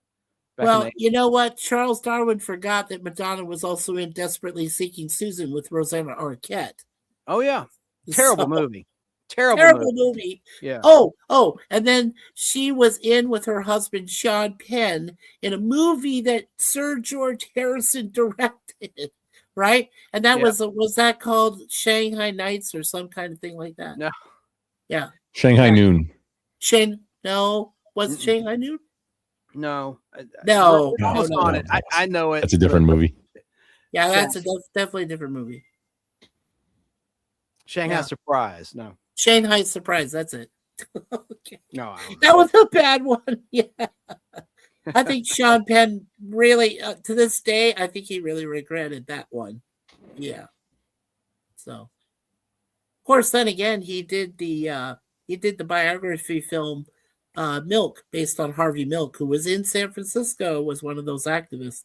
And that was Sean Penn who did the role for that. So, see, I think it was funny because that was a parody. The original was MILF, based on Harvey Milk. Oh yeah. Are you funny? Oh man. Just because the bot brought it up, I don't. Super brief grift testing timeout. I have a sponsorship right now with Doomsday Last Survivors. It's a mobile game. I have not vetted it. Don't download it yet. I have not vetted it yet on whether or not it's how much of your information it steals, because it's a mobile game, but it is sponsorship. So testing it. It's like up my alley. If it doesn't steal any information, it's like, hey, this is up my alley. This looks like something that might be interesting. That's right. I think Sean Penn married Madonna. Was he drunk at the time? He's probably high if he was still in Jeff Spicoli mode. Yeah, he was. Yeah, if he was still in Spicoli. Yeah. Unfortunately, he slapped her around allegedly. Well, I heard that they too. divorced. He slapped around Stacy's mom. No. I love that song. Fountains of Wayne. Foley slapped around Stacy's mom. Fountains of Wayne did not slap Stacy's mom. Come on. Yeah, no, Spicoli. Oh, Spicoli? No, he never. Did he slap Stacy's mom? That's tragic. No, he didn't. Dude, they had scenes that were made just for the TV version of Fast Times, just like they did with National Lampoon's Vacation, the very first one, that were very unusual to say the least. You know, remember when they actually would shoot Mikey scenes like a clean version for TV, like they wouldn't just bleep out the word; they'd have a whole different take. You know, like the Zippity Doo Dah speech by Clark Griswold. Right. Not quite as funny in the network CBS version. No, because they had to edit out. Right. I remember that, but yes. Yeah. Oh, if y'all want something that's a trip, speaking of different versions, check out MASH, right? Without the laugh track. Yes. It's a lot better. The TV show. Yeah. Yeah. Like the legendary TV show that I think it still has the record for like the most terrestrial views of a show ever. Yeah. Mm-hmm. Like it was in the 80s. I know their finale. The show is without the laughter. Like even a Friends. The finale show, yeah. Hate to say it, Friends, which is beloved, but if you watch these shows without the audience or the laughter, the jokes fall flat without the laugh track of the laughter. But they took away. MASH is way better. But you know, MASH, they actually, as you know this, they didn't allow the laugh track in the operating room scenes. That was the only part where there was no laugh track in MASH. In the operating room, it was a rule. I most recently saw it without the laugh track, so I wouldn't know that it wasn't there. But yeah, I mean that makes a lot of sense because that's a very serious. Let's not do that. That would be a faux pas, as they say. Yeah, faux pas. And in the latter seasons, they got rid of the laugh track entirely in MASH. Right. They did. They got complaints, viewer complaints, and they eliminated it. Yeah. Now, as of this year, right? Goodbye, Farewell, and Amen is still the most watched episode of all time. The final MASH episode. It beat Who Yeah, Shot that's what I JR. was. That's what I was talking about. The final episode of MASH was, I believe, the most watched of any terrestrial TV broadcast Of ever. any Of them. any show that Yes. when it was first aired. Yeah. The records stand like this. Beatles on Ed Sullivan set a terrestrial ratings record. Then that was beaten by The Final Fugitive on August 29th, 1967 on ABC, The Judgment Part 2. Then on November 21st, 1980, my 10th birthday, I'm old, Who Shot JR resolution episode in season 4 of Dallas blew out The Last Fugitive. And then the Farewell, Goodbye, Final MASH, Goodbye, Farewell, Amen. and Amen, beat Who Shot JR, which is also on CBS. Fugitive was ABC, but those last two were CBS, the Dallas record and then the one for MASH. Yeah. You know what? That It makes sense because cable was coming into fashion.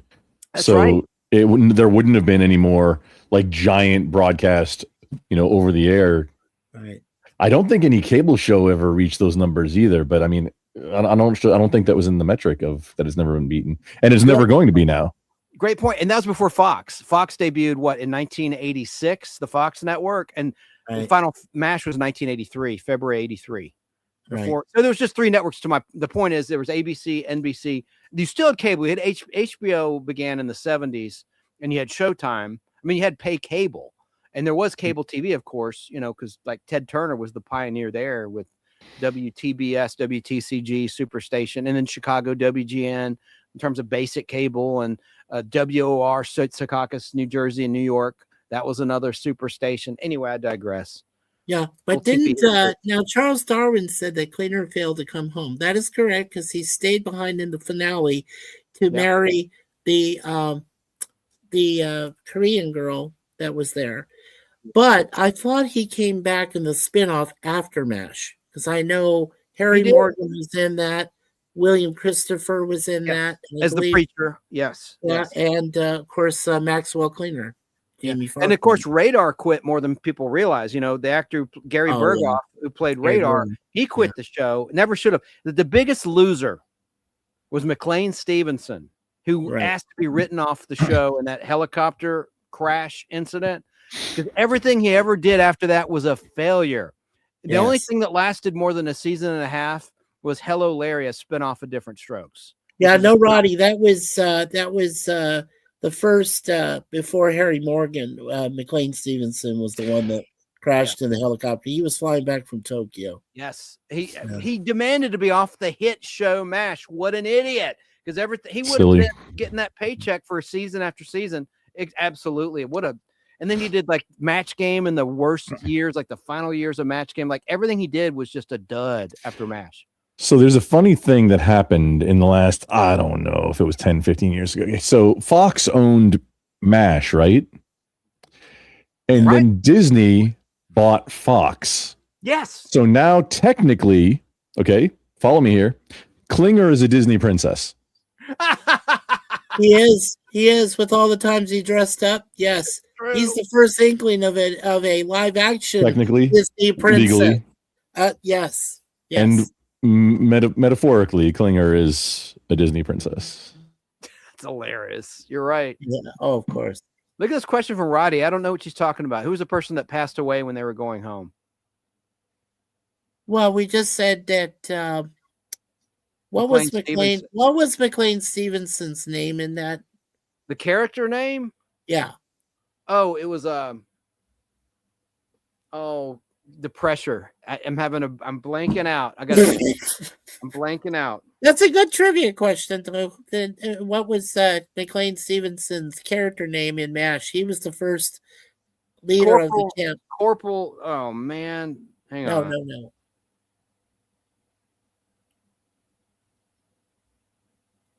I'll tell you what. I'll look it up while they're trying to, because I want you guys to guess it. But I'll look it up. I won't say, but. Well, I'm cheating because I can't remember, and I feel like naked. I We're know cheating at the same time. Oh man. Oh man. Oh God. Okay. Potter, wasn't it? I'm not, and that hit. No. Potter was Harry Morgan. That's right. He was Colonel Potter. It was Blake, Lieutenant Colonel Henry Blake. Henry Blake. There we go. Okay, Henry you Blake. just saved me having to type all that in. Oh, the first one, the first Colonel. Yeah. Yeah, That's Henry Blake. The first seasons were the best, I think. I mean, it was consistently good, but I didn't really like Mike Farrell's character. I just didn't like his personality. BJ Honeycutt. BJ Honeycutt. Yeah. He's just kind of a dopey character. What was the actor's name before BJ came? That was Frank. That was Frank. He replaced Frank. No, he did not. Winchester replaced Frank as the asshole. Right. The a-hole. It was Winchester. Okay. Yeah, that took Winchester over was Winchester replaced Frank, who was the actor was Larry Linville. Right. Winchester was played by David Ogden Steers. It was Hot Lips' boyfriend. All right, I'll shut up. Sorry, you're going. Go ahead. Oh no, I'm fine. But I was trying to remember who was Hawkeye Pierce's friend before Honeycutt came. Oh, that was Wayne Rogers who played Wayne that. Rogers. Yeah. Wayne Rogers is the actor. And what was his character name? Oh God. See, you did it to me again. I know it, but it's a mental block at this point. Someone in the chat, help us out. I'll help you guys out. I'll look it up again. I know what it was. Well, not BJ. That was the other guy. Let me think. No. Hold on. Okay. I love Brave. Brave is a great server. Okay. He was Captain Trapper John McIntyre. Trapper John, MD. Trapper John, yeah. Trapper John McIntyre. Yeah. And then technically Trapper John was a spin-off of that, right? Here's some trivia then. Who stayed the whole run of MASH? Which actor stayed the whole time? Radar and Alan Alma. Radar did not. Radar left. No, Radar, Gary left. It was Hawkeye. Here's a fun fact. Well, Hawkeye, Alan Alma's character, the show MASH was based on a book written by the character who Alan Alma played, with the Hawkeye played. And fun fact, I learned this after he died, but my uncle, he was a surgeon in the Korean War. He went to military medical school, I guess, like they were already doctors, but he went to like whatever with the guy who wrote the book. I learned that after he got dementia towards the end and before he passed away. But I thought that was really cool. Like, oh man, that would have been cool to talk to him before. Yeah, I couldn't anymore. There's only two people I can think of that lasted the entire. Though I might be wrong about one of them. The one I'm thinking of is Loretta Swit, who played Hot Lips Houlihan. You're correct. There's more than the. Did Klinger not? Yeah. He was there the whole time. Yeah, he was there the whole time. Jamie Farr. Oh no. Radar left and Klinger took over that role too. It's the communications. Yeah. Yes. Yeah. And then there was also Alan Alda. I know he was in every episode. Speaking of trivia and Radar, what was Radar's character? What was the character of Radar's favorite brand of soda? Orange and grape soda. There was a brand. It was a real brand too. It's kind of an outdated brand. Oh, it started. Did it start with the letter M? Close. Oh, knee high, and then she got it. Knee high. Got it. Knee high. Good job, baby. Good job. Great knee high. Yes. Oh, Rum got it too. Hot Lips Houlihan. Yeah. Hot Lips Houlihan. But my wife. Who played Hot Lips in the movie? Soda. Who played Hot Lips in the movie MASH? Which actress? That was played by Sally Kellerman. You know it. Yep, Sally Kellerman. That's right. But the only person who went from the movie to the series was Gary Berghoff as Radar. That's right. The only one. You know what? That's got to be the best TV show based on a movie that was better than the movie. The movie was good too. But the movie is great. I love Donald Sutherland as Hawkeye Pierce. With the exception of Battlestar Galactica, which was a good ripoff of Star Wars, in my opinion. Yeah. Not many. Like there was a 9 to 5 TV show with Sally Struthers as the character played by Dolly Parton, and it was weird. There's a lot of weird. That's a topic for a pod blast I've got to do. Good and bad TV shows based on popular movies. That's a good topic because there's a lot, and there's a lot of ripoffs. Right. Now, Charles Darwin is saying the only person I want to have a conversation with was a dude at Dunkirk, but he died. Well, there are a few people. Okay, you guys remember when Christopher Nolan did a movie about Dunkirk, calling it Dunkirk, and he actually talked to some of the survivors from the soldiers that had to evacuate Dunkirk when the Germans were closing in. So he did talk to some people and got some of their background accounts of what happened during that day. And then he used that in the movie. I think it's a great movie. Suzanne and I saw it. Christopher Nolan's Dunkirk. I think it was done really well. I really did too. Good. Well, all right. That makes one of us. Good. It was good. I thought it was good. I didn't like the movie that Nolan did during COVID. Like the first movie to hit movie theaters during COVID. I forgot what it was called. It was just awful. I blocked it out of my memory. Batman. Denzel Washington's son was one of the stars in it, and he could not act, unlike his dad. Unfortunately. Yeah. Wait, Christopher Nolan did things that weren't Batman? Yes, he did. I don't think that's right. I think he only did Batman. Christopher Nolan did some decent films that were not Batman. Okay. Yeah. How about Christian Bale as Batman? I can do an impression, but you got to cover your. Well, I won't do it because I shout. I don't want to. I'll just save it. Never mind. I'll save it for my show because I get loud. I don't want to get crazy.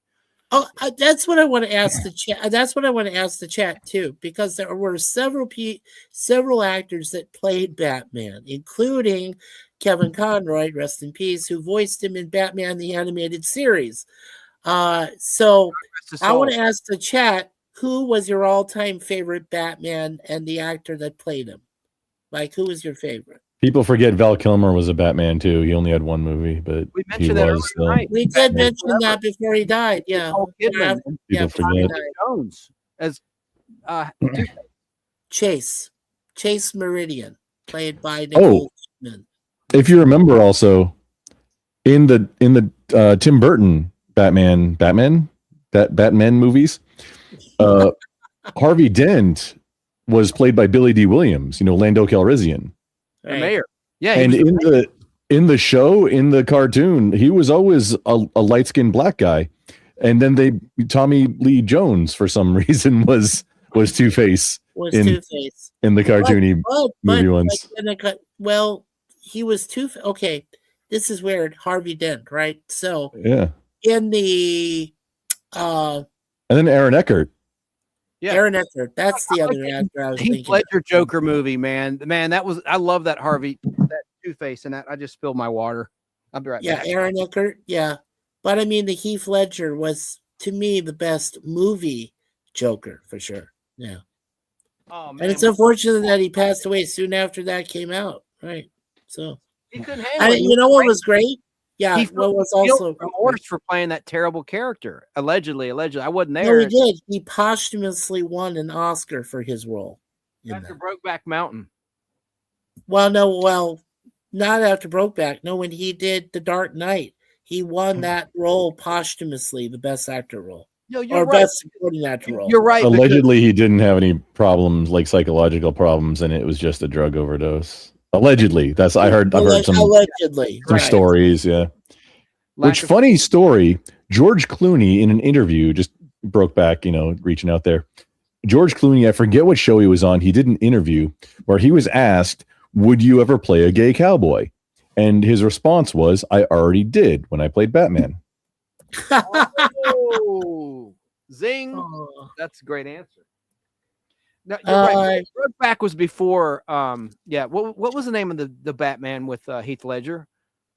That was played by Dark Knight Rises. I think. No. Dark Knight Rises was the third one. Dark Knight was the second one. But that still featured Christian Bale as Batman. Yes, and what was so sad was I really loved the actress who played his girlfriend, Katie Holmes, that she quit the role, and then you got Jake Gyllenhaal. Speaking of Brokeback Mountains, no, Maggie Gyllenhaal, really homely sister taking over the role. I hated that. Maggie Gyllenhaal. She was nothing to write home about compared to the great. Not that I'm so great looking, I'm not, but I have no right to judge looks. But come on now, I mean, Katie Holmes was so much better looking than that Maggie. Than Maggie Gyllenhaal. I hate it when they put a new head on a character. That means replace an actor with another actor. They do it so Hate that. Yeah, but in Dark Knight Rises, what did you think of Tom Hardy in his early role as Bane? What did you think of that? I mean, I think he did a great Bane. For a live action Bane, I think it was probably as good as it's going to get. Yeah. Tom Hardy's like really good and as a bad guy in a lot of stuff. Well, he was awesome as Mad Max in the the Thunder Road, man. But see the movie Lawless with Tom Hardy. I played the henchman of Guy Pearce's character. I tar and feather the bootlegger. Jessica Chastain's in it. Help me out here. Well, I love Jessica Chastain. Gary Oldman's in it. Listen to this cast. Shia LaBeouf, who's allegedly nuts. He's in it. Just look it up. Tom Hardy's in it. He gets his, I don't want spoiler, he gets his throat slit in character. It's a great Guy Pearce is. He's a great actor. Underrated. He was in Iron Man 3, and anyway, enough said. Well, Guy Pearce. Or Don Cheadle. And he was in the Time Machine remake, which was not a bad remake. Remember, he starred. The Hot Tub Time Machine was a great remake. No. What? Not that one. Why are we laughing? No, Tom Hardy is not funny. Yeah, Tom Hardy. Yes, Tom Hardy was. Yes, Tom Hardy was Mad Max, Charles. He's messing with you, dude. I know he is. But no, Mr. Darwin is salty. Mr. Darwin is Australian, and Mel Gibson is kind of Australian. Tom Hardy is not. Yeah, I know. It happens in Australia. Mel Gibson started the character, right? It was called simply Mad Max. Then he appeared in Road Warrior, and then he was in Mad Max Beyond Thunderdome with the great Tina Turner, of course, was in it with her big Embargo. And then Tom Hardy took over, Mel's role in Fury Road, which, had the, that one actress was in it, who then ended up doing her own spin-off movie. But if Furiosa. you watch Tom Hardy getting his throat slit and Lawless, Furiosa, right? Yeah, it's a brutal scene. I like that Mad Max, the latest one that came out. That was good. Oh, fun fact, quick before we move on too far from Mad Max Fury Road. Okay, there's another creator. I hang out with him sometimes. Chris Lestrange. Okay, He's South African. He apparently worked on. Get him to talk about it sometimes. He worked on I don't remember if he made the arm, the prosthetic arm, but he worked on Fury Road. I think he worked on the arm, on Furiosa's arm. And then the funny thing is the truck that she drove had a picture of her robot arm on the door right below the window. Right. Little Easter egg. It's fun. Easter egg. Yep. What was the actress name in Furiosa? What was that? I'm starting to forget. I don't remember. I don't know. Oh, Charlize Theron. Oh, that's it. Yeah. I just remembered. Okay. Now, here's a weird fact. Max Rocket. Charlize Theron, after Benedict Cumberbatch did the last multiverse thing with Spider-Man. Benadryl Cumberbund. Doctor Strange, right? Beyond the multiverse. Right. So after he did that, towards the end, spoilers, I don't know if any of you have seen it yet, but Charlize Theron shows up and says, you know what you just did? Of course, he has that third eye in the middle of his forehead right here. Yeah. Doctor Strange does. And so Charlize comes out of nowhere and says, you made a mistake. You broke the multiverse, and you got to come back with me and fix it. And so you know who directed that, don't you? What's that? You know who directed that movie, Doctor Strange and the Multiverse of Madness? Multiverse of Madness. You know who directed it? Don't look it up. Just wondering, testing you to see if you know. Sam Raimi, who directed Ted Raimi. Ted Raimi's. Yeah, Ted Raimi's. Yeah. That's what I was going to say. Tom Waits. Tom Waits is a great musical artist, but is he still with us? I don't think he is. I think Tom Waits. Yeah, he directed Doctor Strange. Didn't you hear? No, that was Sam Raimi. The fourth one. No. That's. I think you. If you look it up, I think you'll find I'm. Come on, Drum. Tom Waits. You talk about an epic collapse. The MCU with that Thor: Love and Thunder. What a mistake! And then like the Eternals. I never saw it. Things were riding high, and then the Eternals came out, and then what was the Eternals? It's She-Hulk, and oh man! But the one with all the girls, like the Warbirds or whatever the. It's like where they try and do the girl power thing and nobody watches it. Suicide. Yeah, the You're Marvel. talking about the Suicide Squad, Birds Yeah, of Birds of Prey. Prey. Yeah. Yeah, that had I Margot. don't think I Robbie. didn't see that either. Like, That's a DC property. Yeah. Yeah. I mean, the same idea though. Like, hey, it's the girl power. Well, It they're is. bringing back. I'm afraid to say her last name, but it's Millie L something. I don't want to say the 4-letter word, but she's coming back as Supergirl and doing her own thing. Wait, this summer. Let's Millie Adcock. type it. You're afraid Yeah. to say her last name. I see. I what you're was. That's a proper name. You can say that. Yeah. Come on. I can. All Yeah, Millie I mean, you Alcock. can That You can- trailer's pretty good. you can say it just anyway. It's not. I mean, Right. You know But what that- I'm really happy adver- about? this is Speaking advertiser of- friendly. Yeah. Speaking of animated dogs, the dog that was standing in for Super Dog, or in this case, what was the dog's name again? Crypto. Hi, Moose Man. Crypto. Crypto. Yes. Super Dog's name is Crypto. Crypto. Thank you. So Okay. Crypto, I found out that Crypto was a CGI created dog. Of course. I thought he was real, and he Well, wasn't. based He on was James Gunn's dog. James Gunn's right. Fashioned after James Gunn's dog, right? Correct. But Crypto is coming back in Supergirl, so I'm very happy about that. Hey, Which TD, also- Christy's computer crashed. Go ahead. Yeah, I'm texting her, trying to work on it too. Also, funny thing, the Guardians of the Galaxy 3, I believe the dog that went to space from Russia, then got Right. superpowers, is also named Crypto, I think. Is he also named Crypto? I didn't know that. I want to say Right. yes. I thought he was named something else. Real quick before I forget, that Millie Adcock, she looks different in almost every picture you see her, and she's got a strange, unusual, in a good way, face. She photographs different. Same with my producer, Natalie. She looks almost like an entirely different person, picture to picture. It's so uncanny with this Millie Adcock girl who's playing Crypto Supergirl. is named after Krypton. My bad. No, Cosmo, the dog in Guardians, is named Cosmo, not Cosmo Crypto. is I wasn't Cosmo. going to correct you. Really, Cosmo. really close. It's really close. I wasn't going to correct you. I totally wasn't trolling on purpose. You guys went head to head, I heard, and I'm supposed to go head to head with Grump in a trivia, one of these, but I got busy, and so he probably thought I chickened out. But we got to do that. I heard you guys went head to head. Yeah, Grump beat me Who won? pretty. Did Grump Grump beat you did, like a but drum? he beat me. But it was close. It was close. Right. So the Marine beat the Navy man. The naval midshipman. Well, I'm nothing. So I'm nothing. I only reached when Yeah, I was Rome, seriously.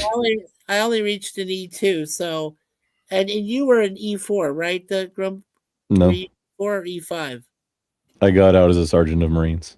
Sergeant of Marines. Okay. Rain Bender's That's Banter's E5. Yeah. military warrior too in the Navy. Yeah, she was. So that's very She honorable. would have been my superior. I'm a dishonorable discharge is all I know. Oh no, you're not, Chance. Come on. Mm.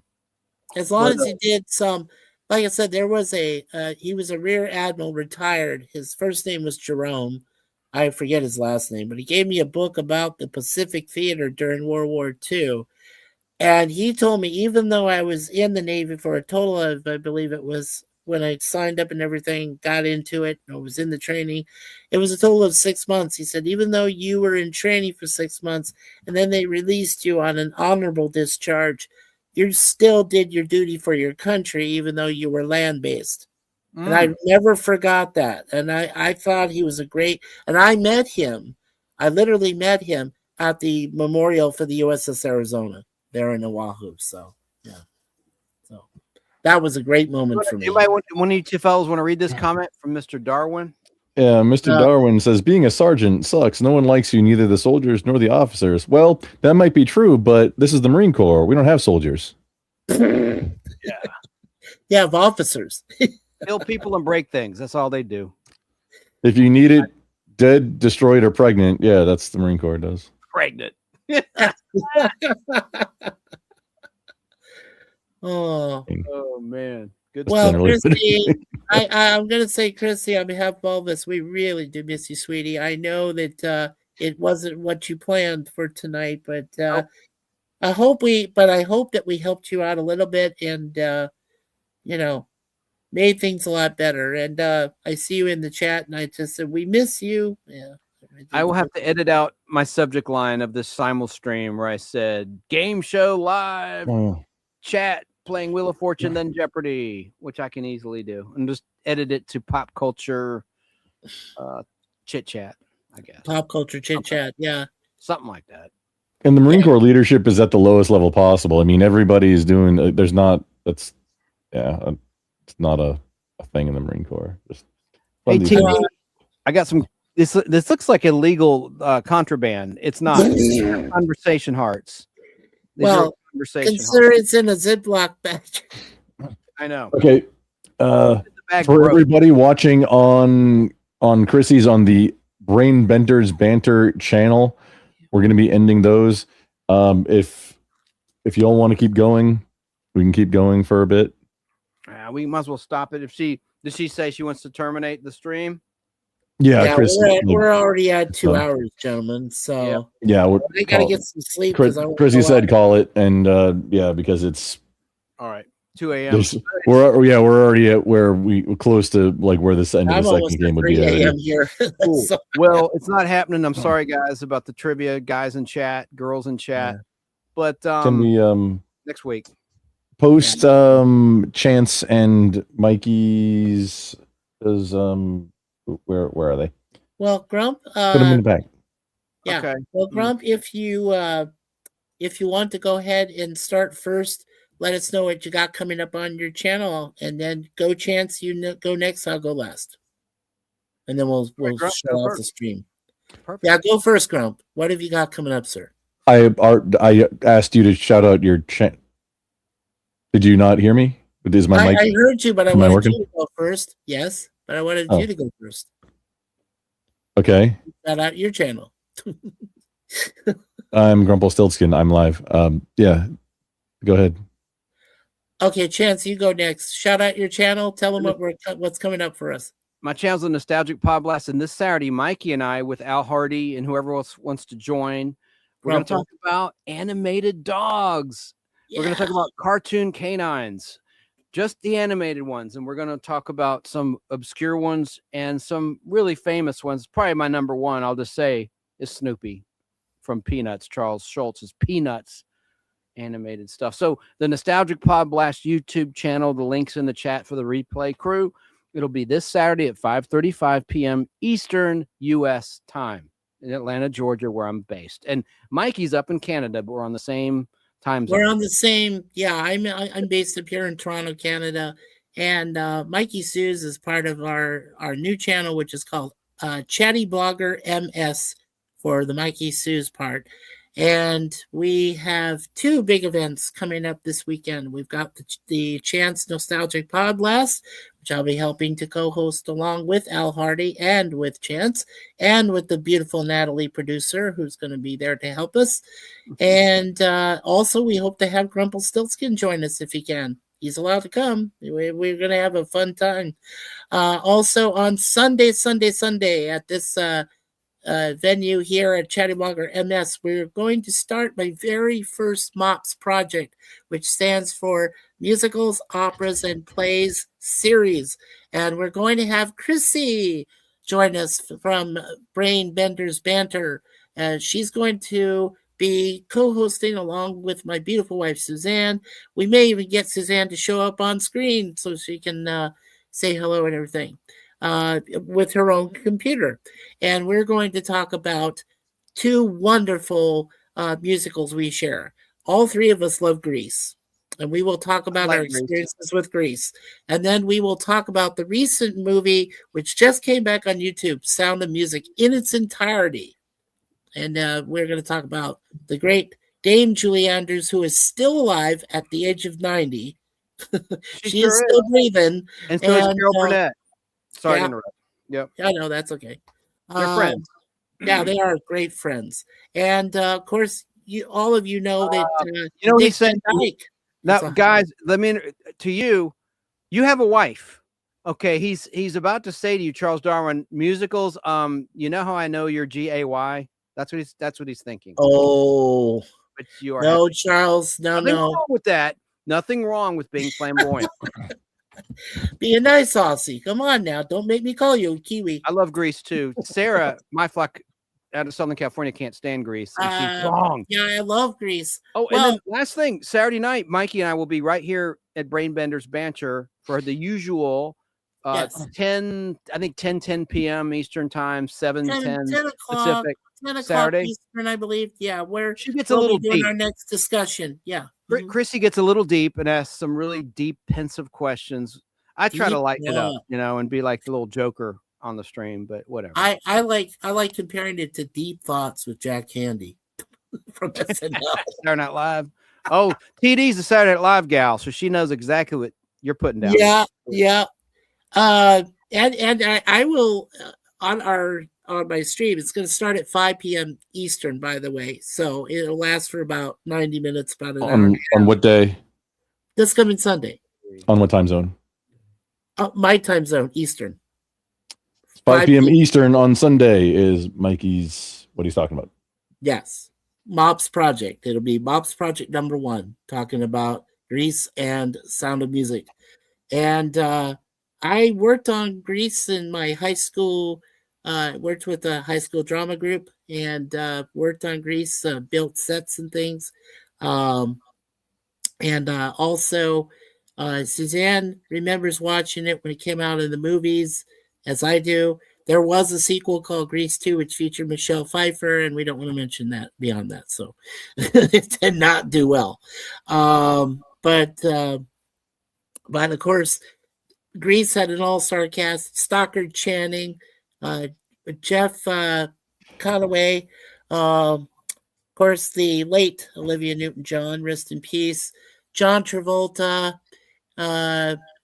It had the lady who played the principal, and I cannot recall for the life of me her name right now. But Well, don't give away the whole show. You're going to talk about musicals on Sunday, right? Yeah. We'll talk Chance, about Mikey, boys, do you have anything else to promote coming up? No, sir. Just No, the sir. usual- We're all set. right. Oh, one last thing. I'm sorry. I almost forgot.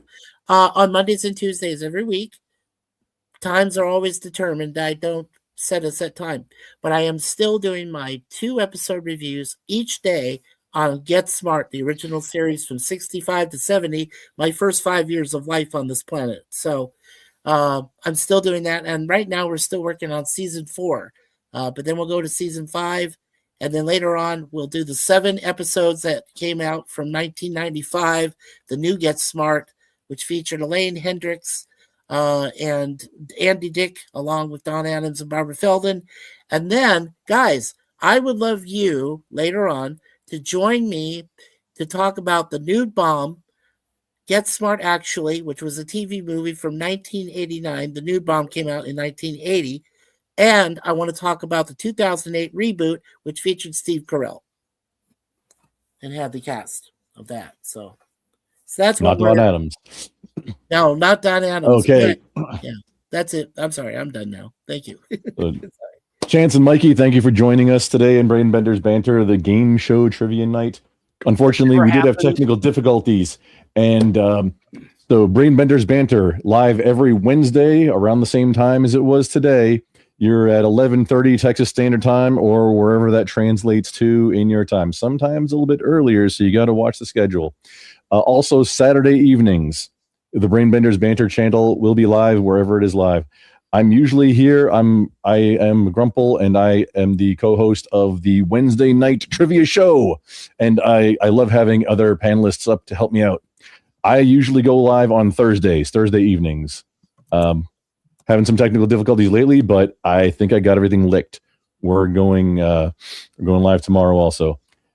And that's it. Everybody have a great day. I'm going to keep the Brainbender's Banter and all associated things that are on the StreamYard are shutting down. I'm still going to be live for a while if you want to hang out with me. No biggie either way. Not doing a raid. It's just Hey Grumps live. No biggie. Okay, we have And with that said, video to play. Too. everybody have a great night. Down in the ground where the spuds all grow, there's a happy little tuber stealing the show. On the Good night, YouTube everybody. Stage, watch it shine so bright. This creative spud's Good got night, his everybody. goals in sight. Goals in sight, shining bright. I'm a happy little tuber growing every day, spreading laughs and knowledge in a spudly way.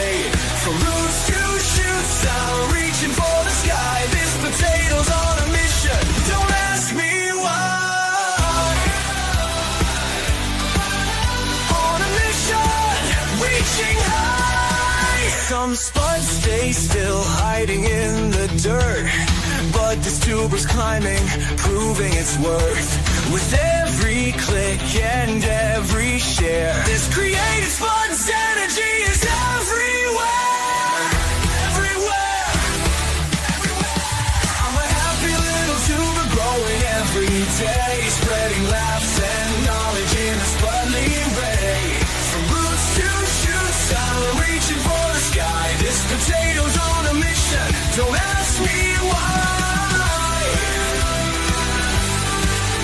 On a mission, reaching high. Some of us are mashed, some of us are fried.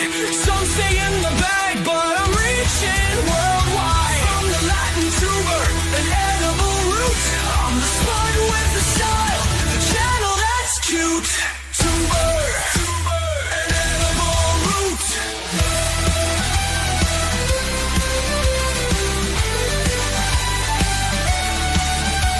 So here's to the tubers, creative and bold, making magic happen with stories they've told. Every upload, every view, it's plain to see. This happy little tuber's making history. History, making history. I'm a happy little tuber growing every day, spreading laughs and knowledge in a spudly way. From roots to shoots, I'm reaching for the sky. This potato's on a mission, don't ask me why. On a mission, reaching high. So hit that like and smash subscribe. Join this tuber's creative vibe. We're all potatoes, but some of us know it's the